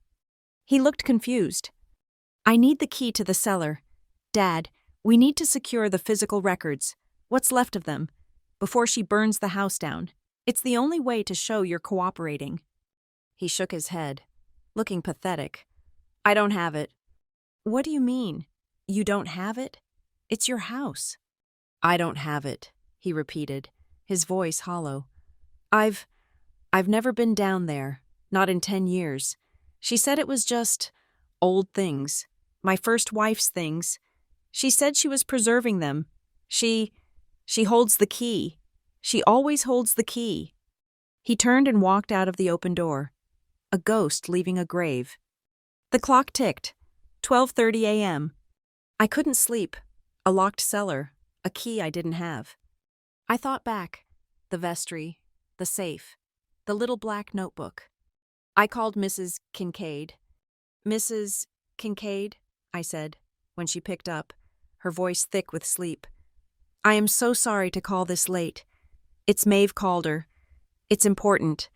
When we were in the vestry, you said Vivian comes in often." "Yes, dear, every week." "The notebook in the safe, was that the only record? Did you ever see her with anything else? A ledger? A box?" Mrs. Kincaid was quiet for a moment. "Well, now that you mention it, it wasn't every week. It was after the big events. Christmas, Easter, and always. The week after the gala, she would come in. She had a small metal box, like an iron cash box, old-fashioned, with a key. She would take it into the file room for an hour. She said she was reconciling the accounts before she made the bank deposit. Reconciling. In the file room where she kept her commingled records. My phone buzzed with a new message. It was from Harper. "You need to see this. Just got it. Anonymous tip. Email address is a burner." Attached was a photo. It was grainy, dark, taken with a zoom lens, but unmistakable. It was the back of Vivian's white SUV, the trunk open. It was parked in the alley behind my father's house. Vivian, illuminated by the trunk light, was heaving a cardboard copy paper box into the back. The side of the box, visible in the light, was labeled with a black marker. Donations. The timestamp on the photo was from 1 hour ago. While my father was with me, she was cleaning out the house. Another message pinged. From Dylan, my cousin. "Maeve, I don't know if this matters. I feel so stupid. I just remembered. The packages Aunt Viv was sending to our house, the catering supplies. I saw one of the original shipping labels she'd tried to peel off. It wasn't from a caterer, and it wasn't addressed to her. It was addressed to V. Carter, and the address wasn't our house. It was a You Store It place, out on Highway 12. I saw the rental agreement in her glove box once when I was looking for napkins. She rented it under V. Carter." He sent a dropped pin, a location. "Harper," I said into the phone. "She's not at the house. She's moving the evidence. Dylan just gave me the location." "I'm on my way," Harper said. "I'll be at your hotel in 5 minutes. We're going." We drove in silence, my rental car cutting through the dark, empty streets of Dover Ridge. The storage facility was on the edge of town, a desolate grid of corrugated metal doors and gravel driveways, lit by harsh, buzzing orange lights. We found the unit, 14B. It had a heavy, new-looking padlock on it. Harper got out of the car, her flashlight beam playing over the lock. It's a master lock. I could get through that with a tension wrench in 30 seconds. She looked at me, expectant. I thought of the slap. I thought of the burning shame on the steps, the metallic taste of blood in my mouth. I thought of the years of being invisible. It would be so easy to break the lock, to tear open the boxes, to use force, just as she had, to answer her violence with my own. No, I said. Harper looked frustrated. Maeve, the evidence is in there. She's going to move it. No, I said again, my voice certain. We don't go in. We don't touch the lock. That's her move. That's a crime. That's fruit of the poisonous tree. It invalidates everything. We have the video of the slap. We have the spreadsheets. We have the state. We don't need to break the law. We are going to use it. I pulled out my phone. I had the business card the woman from the Attorney General's office had given me, Rebecca Thorne. I dialed the number. It was almost 3 a.m. Ms. Thorne, I said, when a sleepy professional voice answered. This is Maeve Calder. I apologize for the hour. I have an actionable location for you. We have photographic evidence that the subject of your investigation is actively moving and concealing financial records. We are at the location now. Where are you? You store it. Highway 12, Unit 14B. It is rented under the name V. Carter, the same name as the Shell Corporation. We are secure in our car, and we are not approaching the unit. We are just observing. There was a sound of rustling, of a lamp being switched on. Do not move, Ms., Thorne said, her voice suddenly wide awake. Do not break the seal. A warrant is being expedited. Stay on the line. We waited. We waited as the state, the real power, began to move, its gears grinding, all because we had followed the rules. Harper and I sat in the dark, the only sound the faint hum of the highway. After the call was done, I asked Harper to take me somewhere, not back to the hotel. I stood on the stone steps of St. Bartholomew's. The moon was bright, casting long, sharp shadows. The church was silent, a dark, sleeping giant. I walked to the exact spot. I knelt, my fingers tracing the limestone. There, from where a wedding guest had dropped a heavy camera bag years ago, was a small, star-shaped chip in the stone, a faint scratch.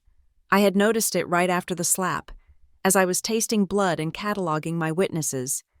I placed my hand over it. This was the place. This was the exact point in space where the old world had ended. This was where the invisible daughter, the convenient prop, had died, and the compliance officer had taken over. She had hit me. She had drawn blood. She had threatened me, and my father had begged me to stop. They were all acting from a place of fear, chaos, and violence. I stood up. I was not afraid. I was not violent, and I was not chaotic. I was meticulous. They were afraid of the pastor, I whispered to the empty steps. They should have been afraid of me.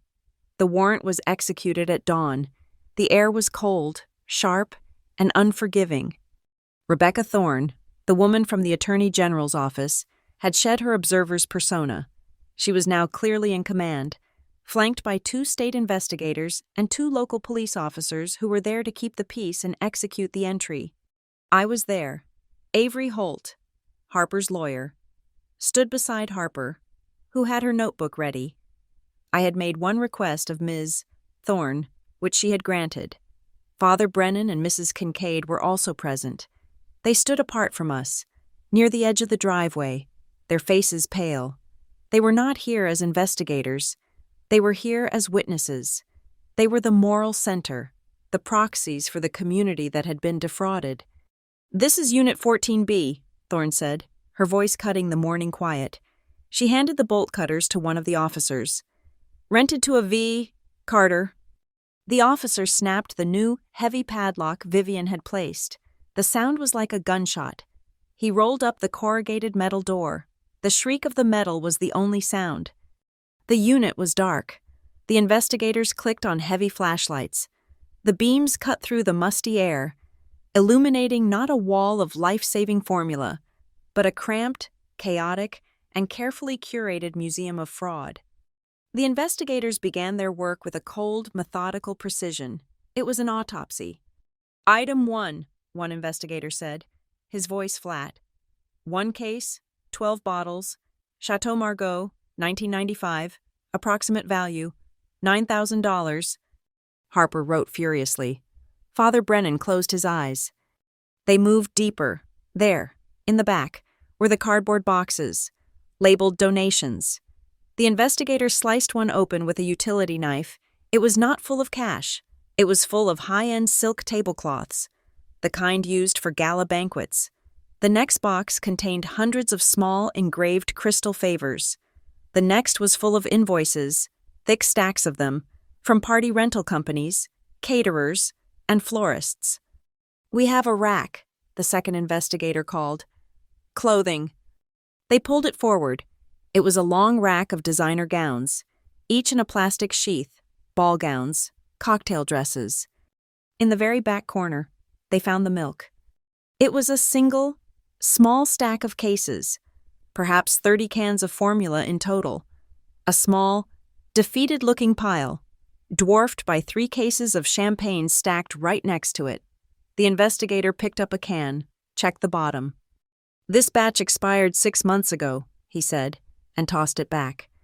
They turned their attention to the banker's boxes stacked against the wall. This was the office. This was the brain. 1 desktop currency counter, serial number scratched, the first investigator announced. 1 set of ledgers, handwritten, said the second. He opened one. Page 1 is titled, Payout Roster, V. Another is, Donors, Keep Warm. James Halverson's name is at the top, with a note.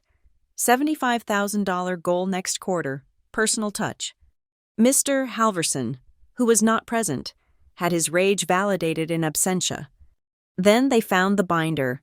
It was labeled Milk for Kids Sponsorships, print copy. The accountant with Ms. Thorne took it. He opened it. He flipped through the pages, his face impassive. He stopped, tapped a page, and looked at me. I stepped forward, just close enough to see. It was a perfect, hard copy mirror of the file on my USB drive. It was the spreadsheet, and there, highlighted in yellow, was the column, Consulting Fees, VC. It showed the same bi-weekly payments, the same 5-figure sums, all directed to the same account number for V, Carter Solutions. The evidence was complete. The digital trail and the physical trail had just merged. "It matches," I said, my voice quiet. "It matches," the accountant agreed. It was at that moment that the quiet was shattered. A car, a white SUV, screeched into the gravel lot, fishtailing slightly. The engine cut, and the door flew open. Vivian stumbled out. Her hair was uncombed. She wore a silk robe over yoga pants. The mask was gone. This was the real woman. "Get out," she screamed, her voice raw. "Get away from my property. You have no right. This is trespassing. This is theft. I will have all of your badges." My father was with her, emerging slowly from the passenger side. He looked like a man walking to his own execution. Vivian ran toward the unit, her hands raised like claws. Mrs. Calder. Avery Holt, the lawyer, stepped forward, placing himself between her and the open unit. He was taller than she was, and his voice was a calm, cold wall. "I am Avery Holt, counsel for the Dover Ridge Gazette, which is present to report on a matter of public interest. This is a lawful action." "Mrs. Sauder," Rebecca Thorne stepped forward, holding the warrant. "I am with the Attorney General's office. This is a legally executed search warrant, based on probable cause of criminal fraud. If you interfere, you will be arrested for obstruction." Vivian stopped. She looked from Avery's cold gaze to Thorne's badge. The fight drained out of her, replaced by a sudden, visible calculation. Her eyes darted around, looking for an exit, a weak point. She found me, standing near the back. "You," she hissed, her voice low and full of venom. "You did this. You worthless bitch." I did not move. I did not speak. I just held her gaze. My father, meanwhile, had not moved toward his wife. He was drawn, as if by a magnet, to the evidence table the investigators had set up outside the unit. He had seen a flash of familiar blue. The state accountant was still processing the binders. My father reached out a trembling hand and touched a blue folder. It was from the Bank of Dover Ridge, his bank. He opened it. The document inside was a business loan agreement, a line of credit for $50,000. He flipped the page. A guarantee for a catering contract, $20,000. He flipped again. A consolidated loan for the gala's audiovisual equipment, $30,000. And on every single signature line, there were two names: the borrower, Milk for Kids Fund, Vivian Calder, director, and, in the box below it, the block-lettered stamp, personal guarantor, Evan Calder. His own signature was everywhere. He was the backstop. He was the money. He looked up, his face ashen, not at his wife, but at me. He finally understood. Oh, my God. The whisper came from Mrs. Kincaid. She, like my father, had been drawn to the table of invoices. She was pointing, her finger trembling, at a single, cream-colored piece of stationery. Father, she whispered, grabbing the pastor's arm. Look, from Serafina Bridal, $10,400. Event gown, custom, paid by check number 102, from the Milk Fund account. Father Brennan looked, and his face hardened. That was her wedding dress. The air went still. The fraud was no longer abstract. It was not just spreadsheets and shell companies. It was a $10,000 wedding dress, bought with money meant for hungry babies. Rebecca Thorne had heard enough. She turned, her face grim. Mrs. Calder, she said, her voice official. At this time, this investigation is moving from a compliance review to a criminal inquiry. She walked over to Vivian, who had gone rigid, finally silent. You have the right to remain silent. Anything you say can and will be used against you in a court of law. You have the right to an attorney. As Thorne read the Miranda rights, Vivian's face crumpled. It was not the theatrical, public tears of the meeting. It was the ugly, silent, terrified collapse of a person who had just been truly, finally, caught. Harper had been documenting everything, but as Thorne began to read the rights, she lowered her camera. She did not take a picture of Vivian in this state. She just took notes. Journalistic ethics. The story was the facts, not the humiliation. The state investigators began sealing the boxes with red evidence tape. I walked away from them. I walked over to my father, who was still standing, paralyzed, by the loan agreements. He was holding the file that proved his own ruin. He looked at me, his eyes hollow. I told you we needed light, Dad, I said, my voice not triumphant, just tired. This is what was growing in the dark. He couldn't meet my eyes. He stared at his own signature on the paper. I was so afraid, he choked out. The words ripped from him. Of the talk, of what people would say, of losing the house, the club, the name. He finally looked at me, and his face broke. I was more afraid of losing face than I was of losing you. It was the confession, the real one, the one that mattered more than all the bank files. It was the truth of the last 10 years. Father Brennan walked over. He looked at the sealed boxes, at the weeping woman being guided to a police car, at the broken man holding his financial ruin, and at me, the witness. He did not offer platitudes. He placed his hand on the metal door of the now empty storage unit. He bowed his head, and his voice was heavy. Let us pray. For the truth, and God help us. Let us pray for the children. Vivian was not arrested at the storage unit. Ms. Thorne was precise. The charges were for fraud, which required a formal filing. She was, however, served with the warrant and a temporary restraining order, co-signed by the church, barring her from accessing any parish property, including the file rooms. She was released on her own recognizance, a courtesy extended to a prominent citizen, a courtesy that would be her final undoing. She used that freedom not to flee, but to fight. The battle had moved from the physical to the digital. The war was now for the narrative. Within 24 hours, the counteroffensive began. Vivian hired a high-priced, cutthroat public relations firm from Chicago. The first shot was a leaked exclusive to a sympathetic, scandal-focused blog. The headline read, "Heartbreak in Dover Ridge. Philanthropist Vivian Calder attacked by estranged, jealous stepdaughter." The article was a masterwork of character assassination. It painted me as a cold, ambitious woman from the city, known to be estranged from my loving father. It claimed I was lashing out after being written out of the family will. It was pure fiction, designed to frame the entire financial investigation as a petty familial squabble. Then, they released the photos. They had found a wedding guest, a friend of Vivian's, who had also been taking pictures. They released a set of 3, all carefully curated. 1, a blurry, cropped shot of me, my face in a snarl. It was, in fact, the moment of impact. My hand just leaving my side, making it look as though I were lunging at her. 2, a shot of Vivian, her hand to her cheek, her face a mask of shock and pain, a total fabrication. 3, a close-up of my father, comforting his distraught wife, his face a mask of protective anger. They had cut the context, twisted the timeline, and inverted the roles of victim and aggressor. They were using my father's words, not in front of the pastor, as proof that I had been the one to cause a scene, that I was the one who had embarrassed the family. The comments section was a sewer. Vile. Ungrateful. She should be arrested. My phone buzzed. It was Harper. "Don't read it," she said, her voice sharp. "Don't look.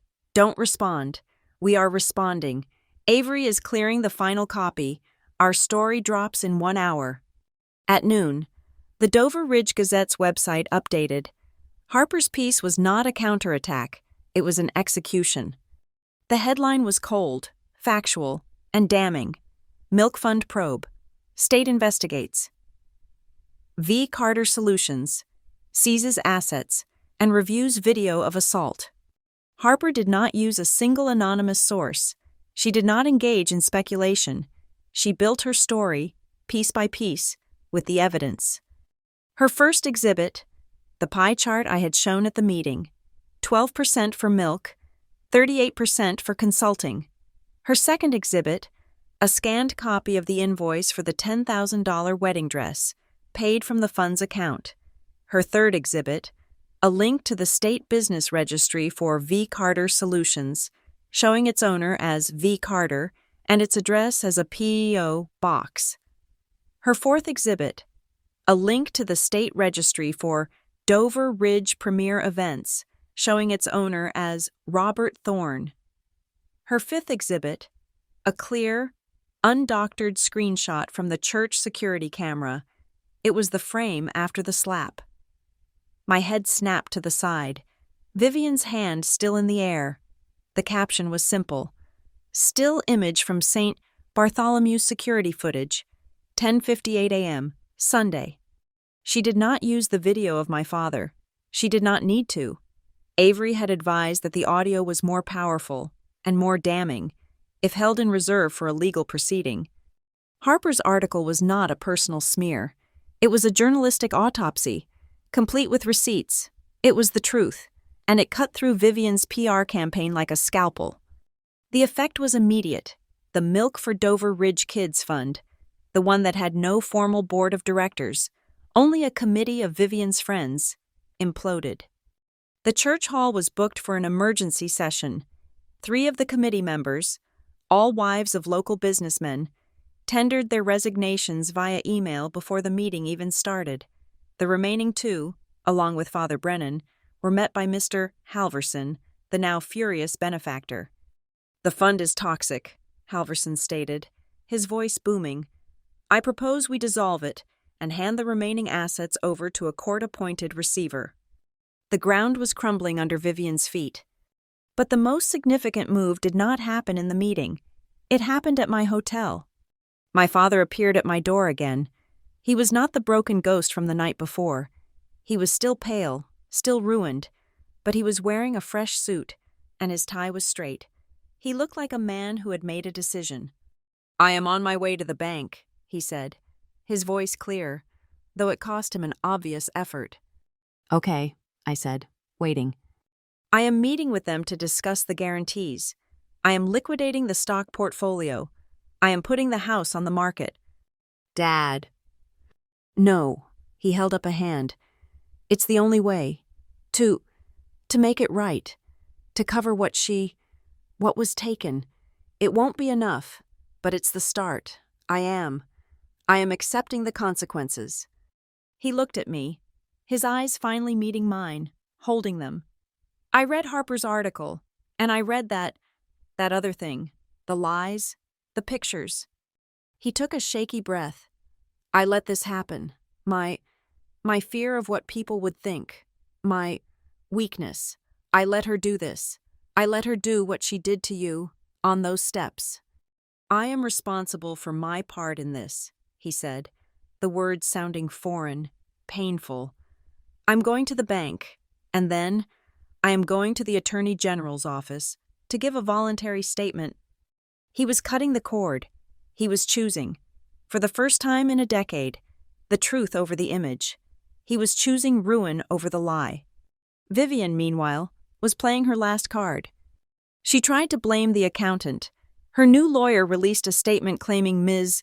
Calder was devastated to learn that her trusted longtime accountant had misallocated funds, and that she had been kept in the dark. The accountant, a quiet man named Mr. Harris, who had been terrified into silence for years, had apparently been waiting for this. Within an hour, he had forwarded his entire email correspondence to the Attorney General's office, and, crucially, to Avery Holt. Avery forwarded me the key email. The subject was V. Carter Payments. The body, from Mr. Harris, read, "Vivian, I am not comfortable with these payments. They are not documented as program expenses, and I cannot classify them as such. This is a massive compliance risk." Vivian's reply, sent from her phone 1 minute later, was the final nail. "Just do it. Harris, it's a consulting fee. My fee. Don't be difficult. Process it as directed." The accountant had been following orders, and he had kept the receipts. The next day, the legal hammer fell. The Attorney General's office, now armed with the bank records, the emails, and my father's voluntary confession, sent a formal notice of intent to sue to Vivian's lawyer, seeking the immediate dissolution of the fund, the return of all misallocated assets, and punitive damages. A separate, confidential letter was sent to the district attorney, strongly recommending a criminal referral for fraud, embezzlement, and wire fraud. The donors, led by Mr. Halverson, released their own statement. They were appalled. All future donations were suspended. However, they made a collective pledge. If the fund could be re-established under new, transparent, and independent third-party leadership, they would return, and they would double their initial contributions to truly help the children of Dover Ridge. The ball was in the board's court, or what was left of it. I was invited to the emergency meeting in Father Brennan's office. It was me, the 2 remaining board members, and Mr. Halverson, representing the donors. "The fund is dead," Halverson said flatly, "but the mission doesn't have to be. We have pledges. We have need, but we have zero trust. Ms. Calder," he said, turning to me, "you're the one who found this.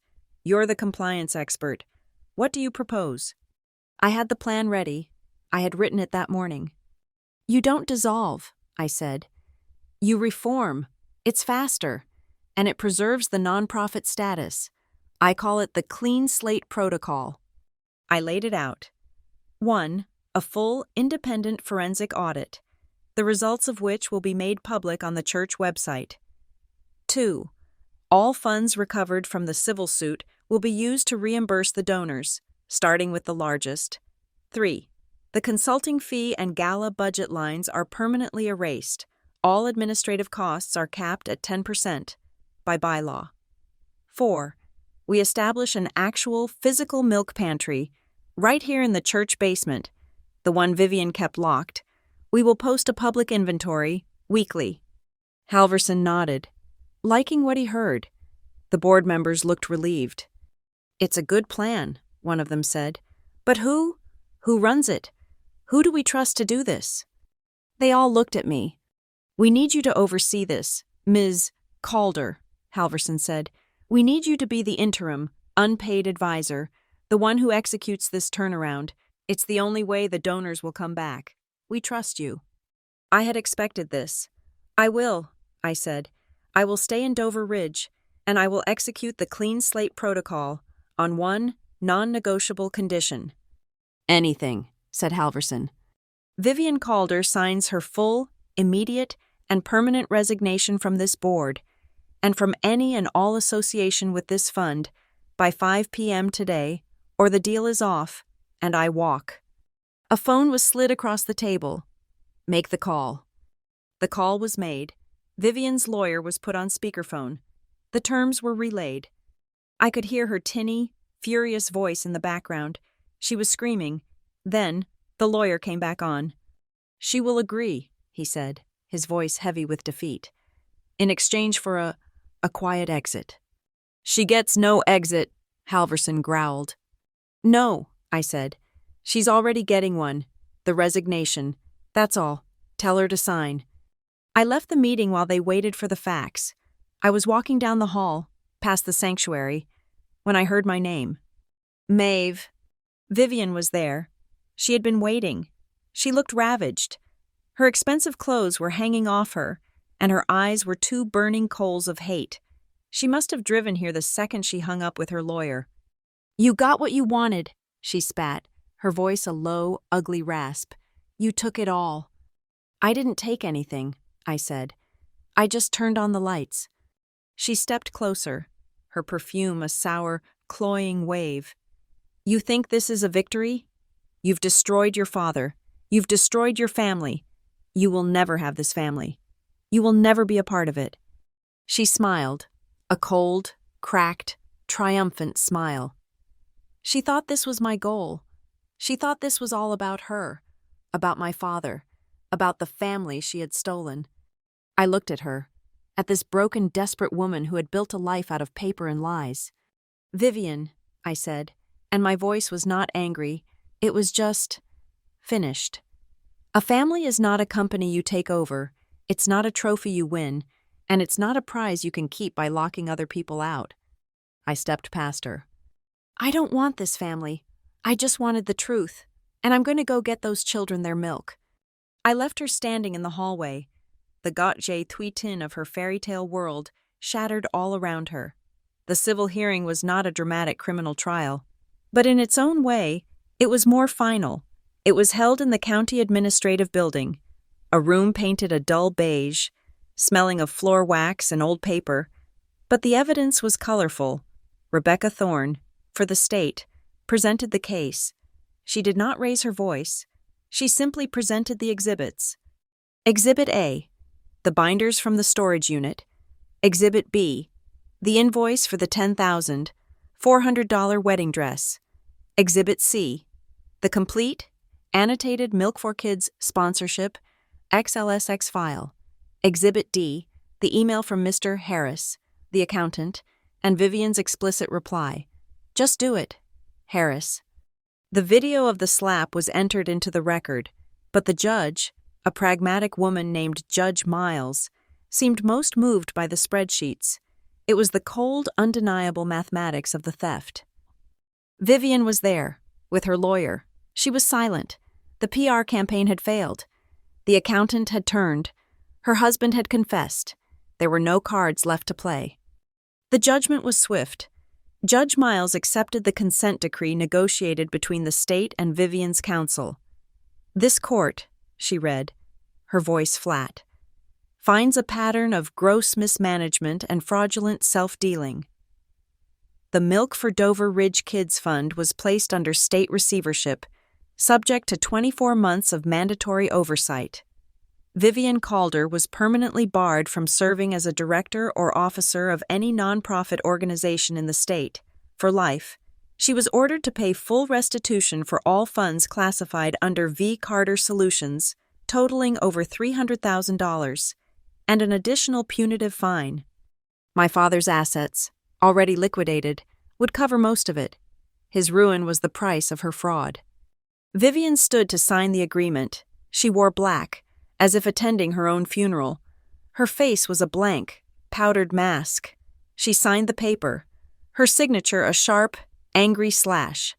She stood, turned, and walked out of the administrative court. Her heels clicked on the linoleum floor. A sharp, expensive click-clack, and then the heavy door swung shut behind her, and she was gone. The sound, and the silence that followed, was the last note of her entire world. The next Sunday, St. Bartholomew's was full. There was an electricity in the air, a nervous anticipation. Father Brennan had not prepared a sermon. My father stood up from the front pew.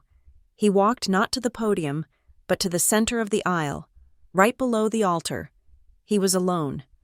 He looked out at the faces he had known his whole life, the men from his club, the women from Vivian's committees, Mr. Halverson, Mrs. Kincaid. "My name is Evan Calder," he said, his voice shaking, but carrying in the quiet. "And for 10 years, I have been a liar and a coward." Someone coughed. No one moved. "I stood on the steps of this church," he continued, "and I watched my wife assault my daughter, and the only thing I cared about was that the pastor might see. I was worried about my name, about my reputation." He looked directly at Father Brennan. "I told my daughter, not in front of the pastor.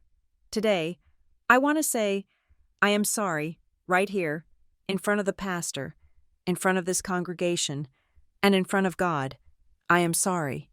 He turned, and he looked at me, sitting in the third pew. "Maeve," he said, and his voice broke. "I am sorry for the slap, for the 10 years before it. I failed you, as a father, and as a man. I am profoundly and publicly sorry." He sat down. He did not cry. He just sat, his shoulders slumped, a man who had finally, in his complete ruin, found a single, hard piece of the truth. I did not make a speech. I had no victory to declare. My work was in the basement. I had declined the offer to lead the new board. I told them I was a specialist, not an administrator. My job was the audit, the cleanup. I agreed to stay for 1 month, unpaid, to execute the clean slate protocol. The first thing I did was take the cash from the envelopes in the church safe, the wedding renewal gifts. I presented the new board with my first proposal. That all wedding gift money, which was publicly designated for the children, be used as the seed money for the new, real, milk program. It passed unanimously. We posted the first receipt, for the full amount, on the church bulletin board. Harper's final article was a masterpiece. The headline was simple: "A slap that woke a town." Her piece was not about Vivian's greed or my father's weakness. It was about the system. It was about how polite silence and the fear of making a scene allowed the fraud to flourish. She wrote about the danger of putting image above truth. She didn't slander anyone. She just printed the facts, the invoices, the spreadsheets. She held the town accountable for its own willful blindness. It was the finest piece of journalism Dover Ridge had ever seen. The cellar door, the one Vivian had kept locked, was propped open. The room was cleaned, bleached, and painted. Shelves were installed. Mr. Halverson, true to his word, paid for the first 6 months of industrial-grade freezers. The milk and essentials pantry opened on a Tuesday.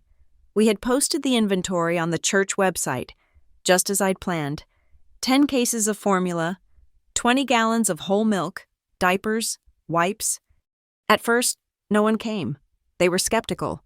They were afraid it was another performance.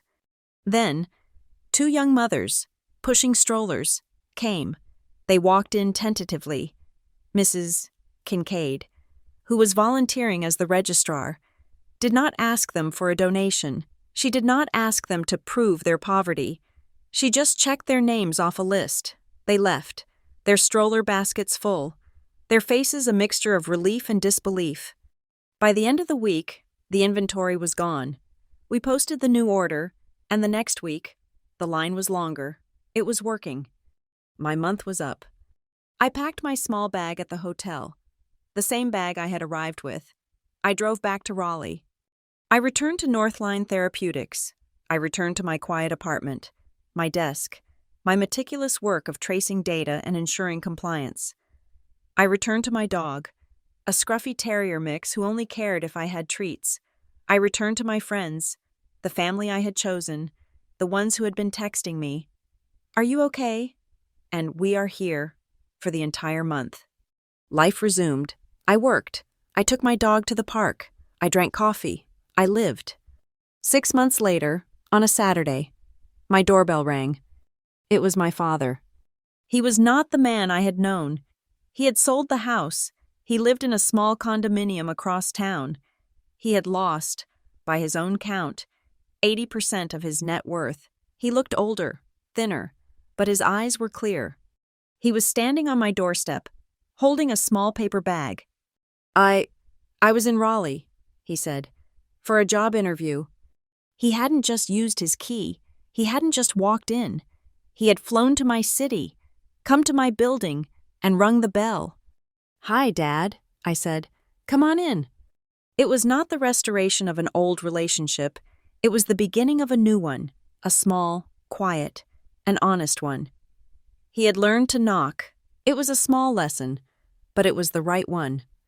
The following week, a package arrived. It was from Father Brennan. There was no note, just a small object wrapped in bubble wrap. It was a piece of stained glass, a deep, cobalt blue, jagged on one side where it had been broken, smooth on the other. It was from the old window they had replaced in the vestibule. I set it on my windowsill, and when the sun hit it, it cast a shard of perfect blue light across my wall. A reminder that light can, and often must, come through the cracks. I had to go back to Dover Ridge one last time, to sign the final transfer papers for the pantry. I finished at the church, my work finally, truly, done. I walked out onto the steps, the same steps where it had all begun. It was late afternoon. The sun was warm. I had a small bag with me. I reached into it and pulled out a single, large can of infant formula, the first purchase I had made when I took over the fund. I walked to the chip in the stone, the mark I had touched in the dark. I knelt, and I placed the can on the step. I left it there, for the next mother, for the first child who might need it today. I did not take a picture. I did not make a speech. I stood up, turned around, and walked away.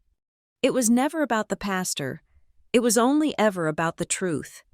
And in finding that truth, I had found my own. The knot that had been tied inside me for 10 years was finally, cleanly, undone. Not by violence, not by rage, but by law, by procedure, by the cold, clean, and beautiful light of transparency.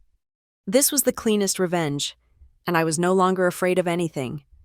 Thank you so much for listening to this story. I am so curious to know where you are all listening from. Please drop a comment below, share your thoughts, and let's connect.